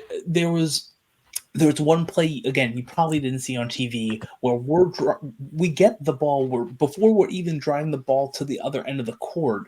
I forgot who it was. It might have been Cheech or someone, gets smacked on top of the head by someone who is trying to get the ball, and nothing. I mean, just like if you did that in the street, someone probably would have punched you, and just nothing. And I'm not saying we didn't see it. The back ref was walking it up, but anyway, it's just it was a tough game. Like key moments, and then the other part about it is, though, UCF's got to shoot better free throw percentage. I mean, that's ridiculous. I said this in the chat. At the end of the day, I don't understand how any player gets to that level and shoots 40-50% free throws, unless they're like a Taco Fall type or that kind of thing. Diallo's part of that too. I mean, Diallo's just not hitting. I mean, you look at the individual, and I get it. Like we shot 65% from the free throw line this game, and that doesn't look great as a team. But you kind of look at the more individual percentages. I mean, Omar Payne goes 2 for 4. He goes 50%, but you know, he goes up to the line, he makes one, he misses one a couple times, right? Like he doesn't shoot many free throws, which is weird because he's a big man. He hasn't been in the games very long because he's fouled out and had to sit within the first 2 or 3 minutes of the game. This is the first one he hasn't. Right, and I guess what I'm saying is, it looked really bad when is it Antoine Jones? Yeah, yes, Antoine Jones, right? Yeah, Antoine Jones. For some reason, like in my mind, like that wasn't right. You know, he gets his first action of the season, and then I think he missed he went 1 for 3 on his first 3 attempts, and you're like, oh man, something's going on here. And then all of a sudden he makes 2 or 3 in a row, right? And so he winds up again 3 for 6 for him. So, but everyone else is just kind of pretty solid percentage wise. I mean, Jalen Sellers goes 5 for 7. DJ goes 5 for 8. You know, you'd like to see that 6 for 8, 7 for 8, from your point guard, but still, it's a little bit, I don't know. I don't want to call it nitpicky because free throws have been an issue for our teams in the past. I don't quite see it as a big deal with this team yet. A big problem with this team yet. I don't know if it necessarily killed us in this game. I mean, more so than the just missing open shots on offense. And we don't have anybody automatic like BJ Taylor where he's got the rock. No, we don't. We don't have a guy where like we're going to that. drive the paint and we're going to get the foul. We know we're going to put him on the line and he's going to make both shots. We don't have that. None of these guys do.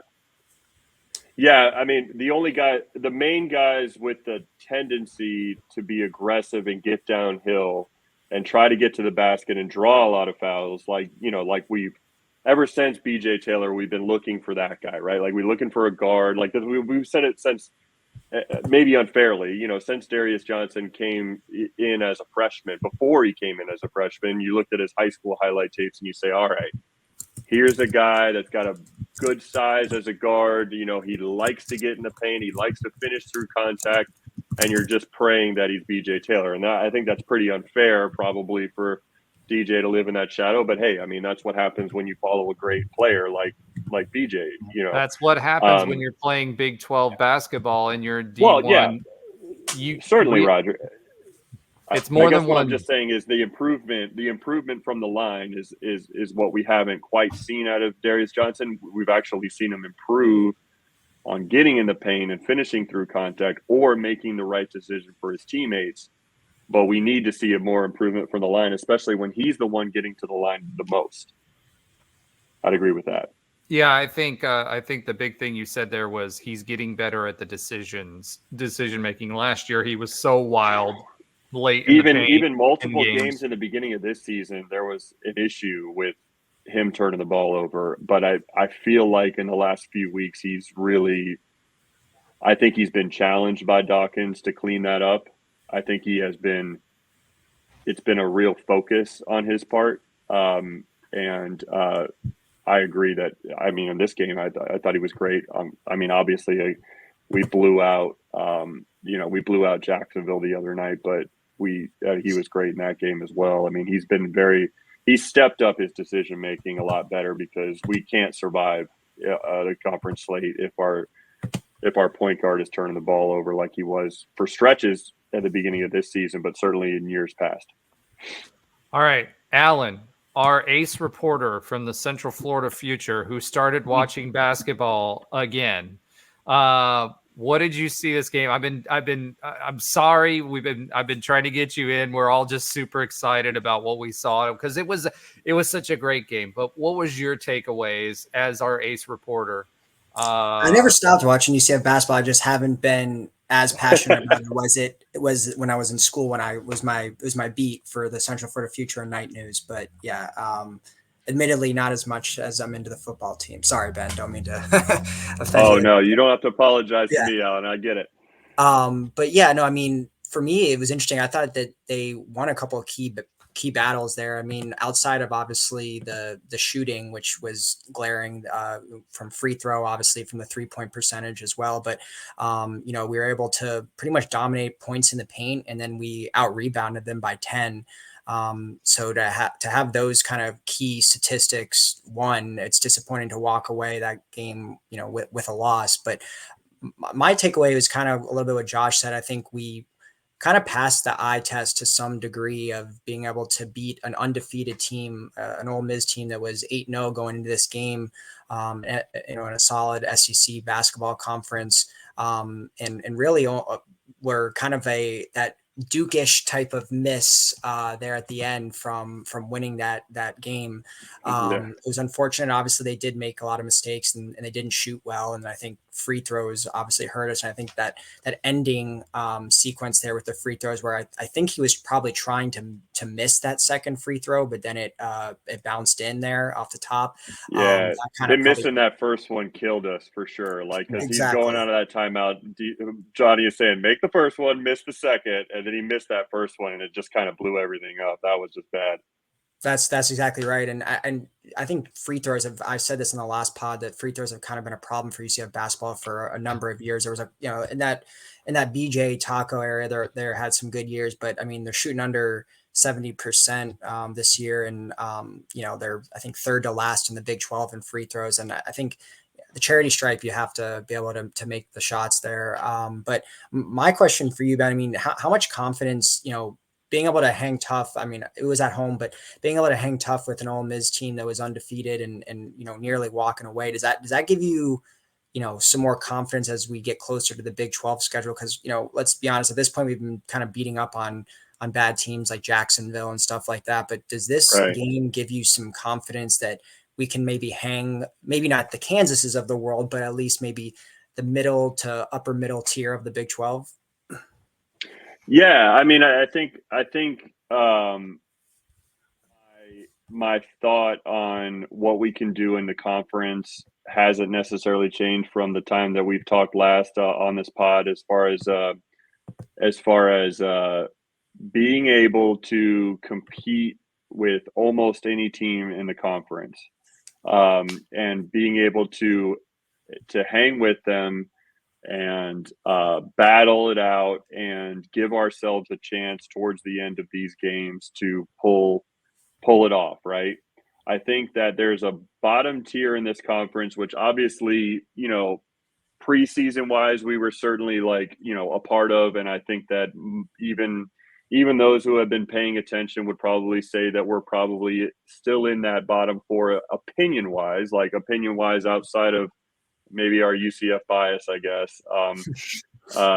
They probably would say that we're still in that kind of bottom four of the conference, right? So there's teams that certainly in that bottom tier that we could win any of those games, no doubt. That middle tier that you're talking about, even teams like that we're going to face first on the road. I'm not saying that we're going to go into Kansas State and go ahead and take that, but there's teams that we'll play against that are kind of in the middle of this conference that are going to be very difficult. But the way that this team has shown for long stretches during games, to be able to move the ball really well. You mentioned rebounding in this past game against Ole Miss. I mean, it was not only we out-rebounded by 10, but we get 18 offensive rebounds against a team that had 2 7-footers in it. I know, and I agree with Roger. I mean, our game plan was to take those guys out of the game and come at them. But hey, I mean, because we executed that game plan well, I mean, it was the reason why we got 18 offensive rebounds. I mean, I think we had 11 offensive rebounds in the first half, which is crazy. I mean, there's a reason why we were in that game by shooting well or shooting bad from the outside, but all those points in the paint, where a lot of those were second chance points. I mean, that's a great stat, and one that I think that they can build upon is really being active on the offensive glass. I think is going to be able to help us stay with anybody. I mean, people love to look at Houston, and rightfully so. I mean, they're an excellent team. But the last decade, they've been excellent because every single season they have been top 5, top 10 in the country in offensive rebounds per game. I mean, their rebounding differential. And I don't know if you remember, but or I don't know if you realize, but just by looking at some of those Houston teams that have been there in the last decade, it's not like they have Akeem Olajuwon there. They don't have 7-footers. They've got 6'8", 6'9" guys that are super athletic and they get good positioning and they get rebounds. and they really, really fight on the glass. And we have 6'11" and 7-footers on this team that are excellent positional rebounders. They're also great, shot blockers. They're active on defense. I'm talking about obviously Payne and Diallo. And then when you add a piece like T.T. Avery, who's super long and can play multiple positions and just very good defensively himself, and then hopefully, fingers crossed, knock on wood, whatever you want to say, hopefully right before conference starts, we add the best one-on-one post defenders you're gonna see in this conference in CJ Walker to that lineup. We got a defensive lineup that can keep us in a lot of games. And then you talk about how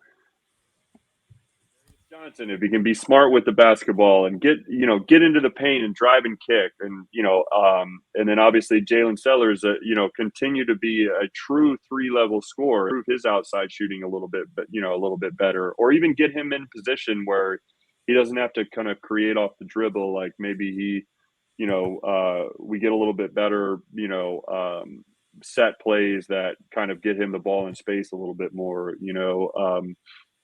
I think we'll provide ourselves a chance to be in and win some of these conference games. I said before the season that my heart of hearts, I'm expecting about 4 wins, to be honest, in this conference. But I don't see how I won't be that surprised if we've got 8 conference wins. I'm not saying I'm expecting that, because I think there's a big difference, and we've all fallen into the trap in the preseason, non-conference with, teams, especially in the Dawkins era, where we look great in the non-conference.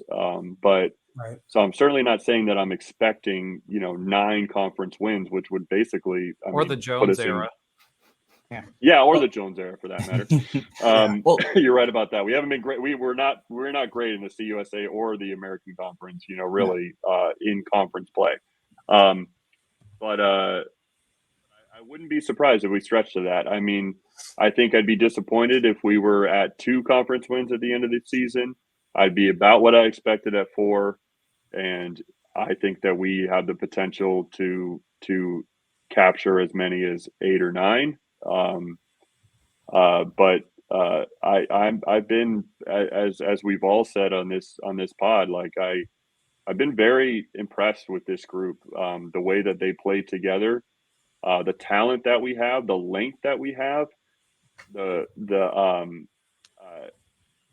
so the thing is, the Dawkins era, like, we've been excellent at half court defense and turning that into transition offense. Like, that's been our 2 main things in the Dawkins era that UCF has, like, kind of hung their hat on.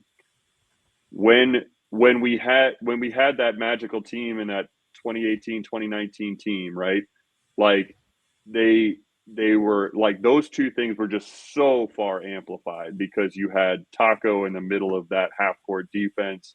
You had guys like BJ Taylor and Terrell Allen and Aubrey Dawkins that could run the break and, drive and kick and shoot the threes. And then obviously, if they had to set up in the half court, they could kind of figure out a way to get it into Taco or, inside out game. They had that, right? And I feel like this team, while it's a way different makeup than that team, you can't replace guys like BJ and Taco, that's for sure. They're just unique talents. But we can kind of mix it up and do multiple ways. But those 2 things we do really well on this team. We really are. Half court defense with this team is just, it's just really, really, it's just really quality half court defense. We're getting better with the press, as you said, Roger. But that's the thing, right? So we're being way more disruptive now with that press and turning it into more turnovers, because and transition hurried. Offense. Yep, and into transition offense. Or getting the clock to 20 seconds when you start your set. That's what was happening at Ole Miss almost half the game. They're getting into their set with like 19 seconds left. Also worth noting, we're talking about, maybe we have 2, 3, 4, 5, 6 wins. I want to level set if people don't know how good this conference is. Number 2, Kansas. Number 4, Houston. Number 6, Baylor. Number 11, Oklahoma. Number 18, BYU. Number 19, Texas. That's 6 of the top 25 from Big 12. Let's just go to others receiving votes. Iowa State, TCU is in there. There is a significant amount of this conference that is really, really, really good. Yeah. And forget the fact that next year, I know 2 drop out, but number 1 Arizona pops back in, and Colorado is going to make the top 25. And that's why, in previous years, you had the RPIs where 7 win Big 12 teams were making it to the tournament, right? So at the end of the day, what it boils down to with us in the Big 12, we have to win our out of conference, and those couple big RPI games that we have to win, because that does set us up for a tourney bid, even if we have a mediocre season within conference play. Yeah. And that's what we're speaking positively, rightfully so, about what happened yesterday. And I think we should be giving the team a lot of credit because they fought hard, but we didn't get the win. And you're right, that would have been a quad 2 win. The only quad one opportunity we had was Miami this year, and unfortunately, while we battled hard, we didn't win that game either. And so, you got to get those wins when you have the opportunity. Those are only 2 quad 1, quad 2 games in the net so far this season. And so that's how you build a resume: is you get those wins, because we've all been sitting there on Selection Sunday, and they're talking about why they put in the 64th and 63rd and 64th team, or the team that was first, or what do they call it, last 4 Double in, right? teams.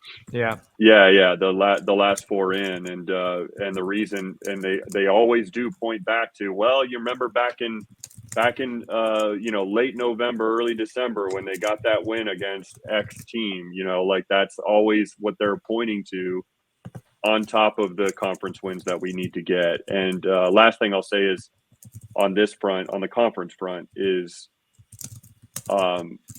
when you have a non-conference schedule in the way that this is set up, where we haven't left the state of Florida basically, except for one short period of time, and we've got a number of lesser teams mixed in, and then about every 2 weeks or so we play a top tier team, right, which is what we've had this season. The biggest difference between that, and we saw it on the football side, we knew it on the football side, is that there isn't that 3-4 game stretch where you're able to kind of know that if you play your game, you're going to win the game. Like you're just fine. There isn't that in the Big 12. Every single night is the reason why it's the most difficult. Is the reason why these top tier conferences are just so difficult to get through from a basketball perspective. I mean, you got 30 games, right? And you got about 20 games in conference. And every single one of those 20 games are a slugfest. I mean, if you don't come ready to play, you are not going to have a chance to win the game. Whereas you could not show up at a few teams in the American Conference even and still figure out a way to be right there in the end of it. Like, you won't be there against any mid-level team in the Big 12. I mean, think about it. Like, Cincinnati was a perennial top 3, top 4 opponent for us in the American. And they're like one of those 3 or 4 teams that I just talked about that we should look at and say, okay, we're at least walking into the arena, even on paper, with somebody objectively can't say that like they're for sure a better team than we are. And there won't be many games like that. Partly, I think that's the Cronin effect, unfortunately, for Cincinnati. But well, yeah, I mean, yeah, and maybe that's a bad example, but you understand what I'm saying. It's like Huggy Bear at West Virginia. There are no nights off. Yeah, well, like Huggy Bear at West Virginia, you know what I mean? That's another one. They've seen a drop off with that. But all right, guys, we've talked a lot of hoops, and Ben's going to come back He's committed to coming back to us throughout the season. So we're excited to have him back actually for next week's student re-education. Josh has been dying to talk about Kirk's jerks. So I want him to have that conversation. I would love Ben to talk about what it was like at that time in that era as a athlete, the fun side of it. And then maybe also a little bit about the difficulties of being an athlete at that time at UCF, because it's a lot different than it is today. I mean, one of the things we talked about with Chance was simple things like Taco always getting the emergency exit seat because it was always flown commercial. So Ben, I imagine you got that same treatment too. So yeah, I even got first class a few times. It was nice. It was fun walking past the coaches and saying, "Oh, sorry guys, I got to take it." You know, they said it was open for me. So that even happened a few times on our flights. But yeah, we can talk about that fun stuff too. Awesome. So Ben, if you want to hang out for the rest of the show, it'll be relatively quick. You can. If not, we'll see you next week. Completely up to you. Yeah, no, I'm good. I'll go ahead and I'll hit the road here and hit the bed here. But I appreciate you guys having me on as always. It's always great talking with you about anything UCF or anything sports related, especially our hoops team. And so hopefully, coming on the show next week and certainly the following weeks, we'll talk about some UCF wins. All right. Awesome. Absolutely. Thanks again. And all right. Thanks, guys. Have a great night. See you next week. All right, guys. That brings us towards the end of the show. Always a pleasure to talk with Ben. Ben and I can talk hoops for hours and hours and hours and hours. We have for the past probably 5 years, 6 years on air. So it's always a great time, and he's just as passionate as we are. Obviously, he was a former player.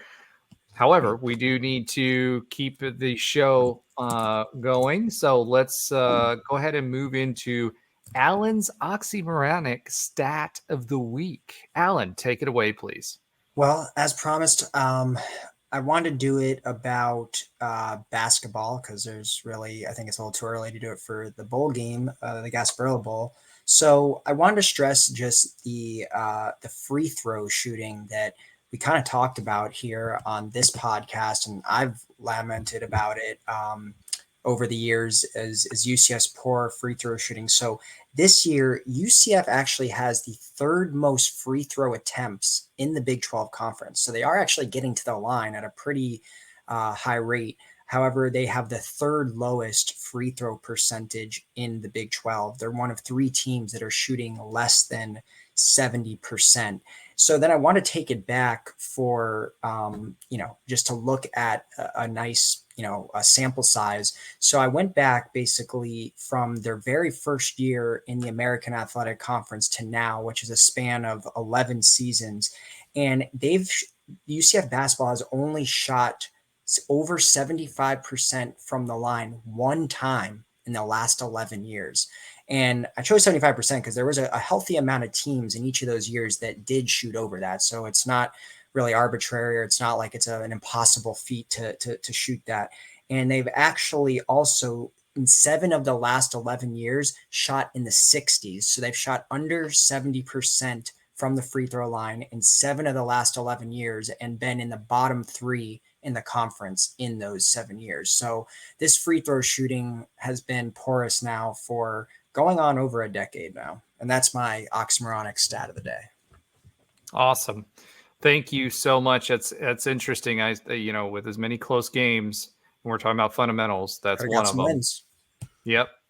All right. Sounds like the football season or something. I don't know. Josh Lazar, it is time for your sometimes funny fact of the week. Well, we're getting late in the night here, or late in the pod right now. I had 2. Or late in the Giants game. Tommy Cutlip is balling right now. It's about, if you want to know when we're doing this, about 31 seconds left with a field goal to win. Hopefully that'll happen. So I have 2 things. I'm just going to go with the layup this week since we talked a lot of basketball. UCF is playing Maine coming up in basketball next week on Monday. Actually, the women are also playing on Monday too. So this should be an easy one for all of you. What former UCF president was an interim president at Maine? president was an intern president at Maine. Mm-hmm. I mean, the only president I know is John Hitt. So I was thinking that, but especially yeah, since he said easy. Yeah, it's a layup. Yeah, John Hitt was an interim president at Maine, and then during that time frame, he got hired here at UCF. So yeah, we're playing Maine, who had our president as an interim president. I have some really good ones. I have one that's on deck for the future. It just depends on which recruits we get. I still might use it next week too. It's something that I don't think anyone really knows about, honestly. I dug a little deep for it, but we'll see next week. I'll throw it out there. Either way, how about that? All right, awesome. So that moves us along to our UCF Sports update. I'm going to let you, Josh, run with it as you have started doing lately. But I will say this, I'm extremely excited again about this women's basketball team. Oh, And I hope you guys are taking advantage of watching them when you can, because they are very, very, very good. undefeated. Go ahead, Josh. undefeated, yeah. So really quick, there are only 2 sports happening until the semester starts again for UCF in spring 2024, and that's women's hoops and men's hoops. And then we get some women's track and field back in January January 12th, I believe. And the Giants win.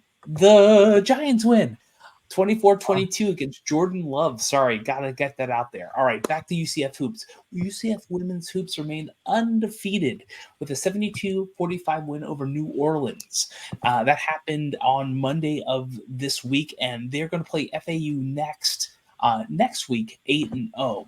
We have 2 things, and just to go even a little deeper on that, we have 2 games coming up with the women's team. They're going to be playing FAU, and they're also going to be playing Morgan State. It's back-to-back nights, the 18th and 19th. Those 2 teams have about 4 wins each right now. We hope we win, right? We had that tight Campbell game that happened, but there's a possibility with maybe 1 away game at Oklahoma that we could end up the year undefeated. And then we have this wonderful, weird January 6th thing coming up where we will be playing at home, ranked 13th or 16th, depending on the poll, Kansas State, while the men's basketball team is going out to Kansas to play Kansas on the same day. Don't ask me why we haven't had that alignment. I don't know. But women's basketball, we have a good setup going on. And Kansas State is no slouch either. Kansas State is the only team in the country right now to beat Iowa State. And if you don't know about Iowa State and Caitlin Clark, well, you're not paying attention to the sports, period. So that's going to be a tough game. Of course, we have the main game, which I led into. The men are going to be playing, men's basketball going to be playing Maine also on this coming Monday. That's kind of what we got going on, and there is a possibility I'm going to try to make both games on Monday. We'll see. I'm going to try. All right, awesome. Thanks, Josh, for wrapping that up for us. We had a lot of great conversation going, some spirited conversation going. We had some analysis going. Then we went into the college football playoff, and it's how should I call this? Madness, for lack of any. It should be called maybe November Madness or December Madness instead of March Madness. So it is what it is. We took a stab at that. That's a national conversation, and then we talked a lot about this hoops team, which I think we finally figured out who they're going to be, at least for now. Now, can they take these lessons and expand upon them and be even better than what they were? That question is left to be answered, but I have a lot more, how should I put this, confidence in them than I did at the beginning of the season.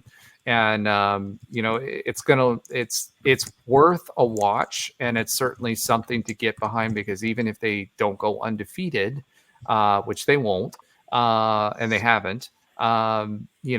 This is going to be a competitive team in Big 12 conference basketball, the best basketball conference in the land. So do yourself a favor. We've got some room to grow as far as basketball fan base is concerned. Get on the train because this team is well worth your dollars and your time. So beyond that, just make sure you're keeping an eye out on our YouTube channel for the shorts that are continuing to be put out there. And make sure to like, subscribe, and follow. And of course, any feedback that you have, let us know. Go Knights and Charge on. Man, I can't believe the Giants beat the Packers. That just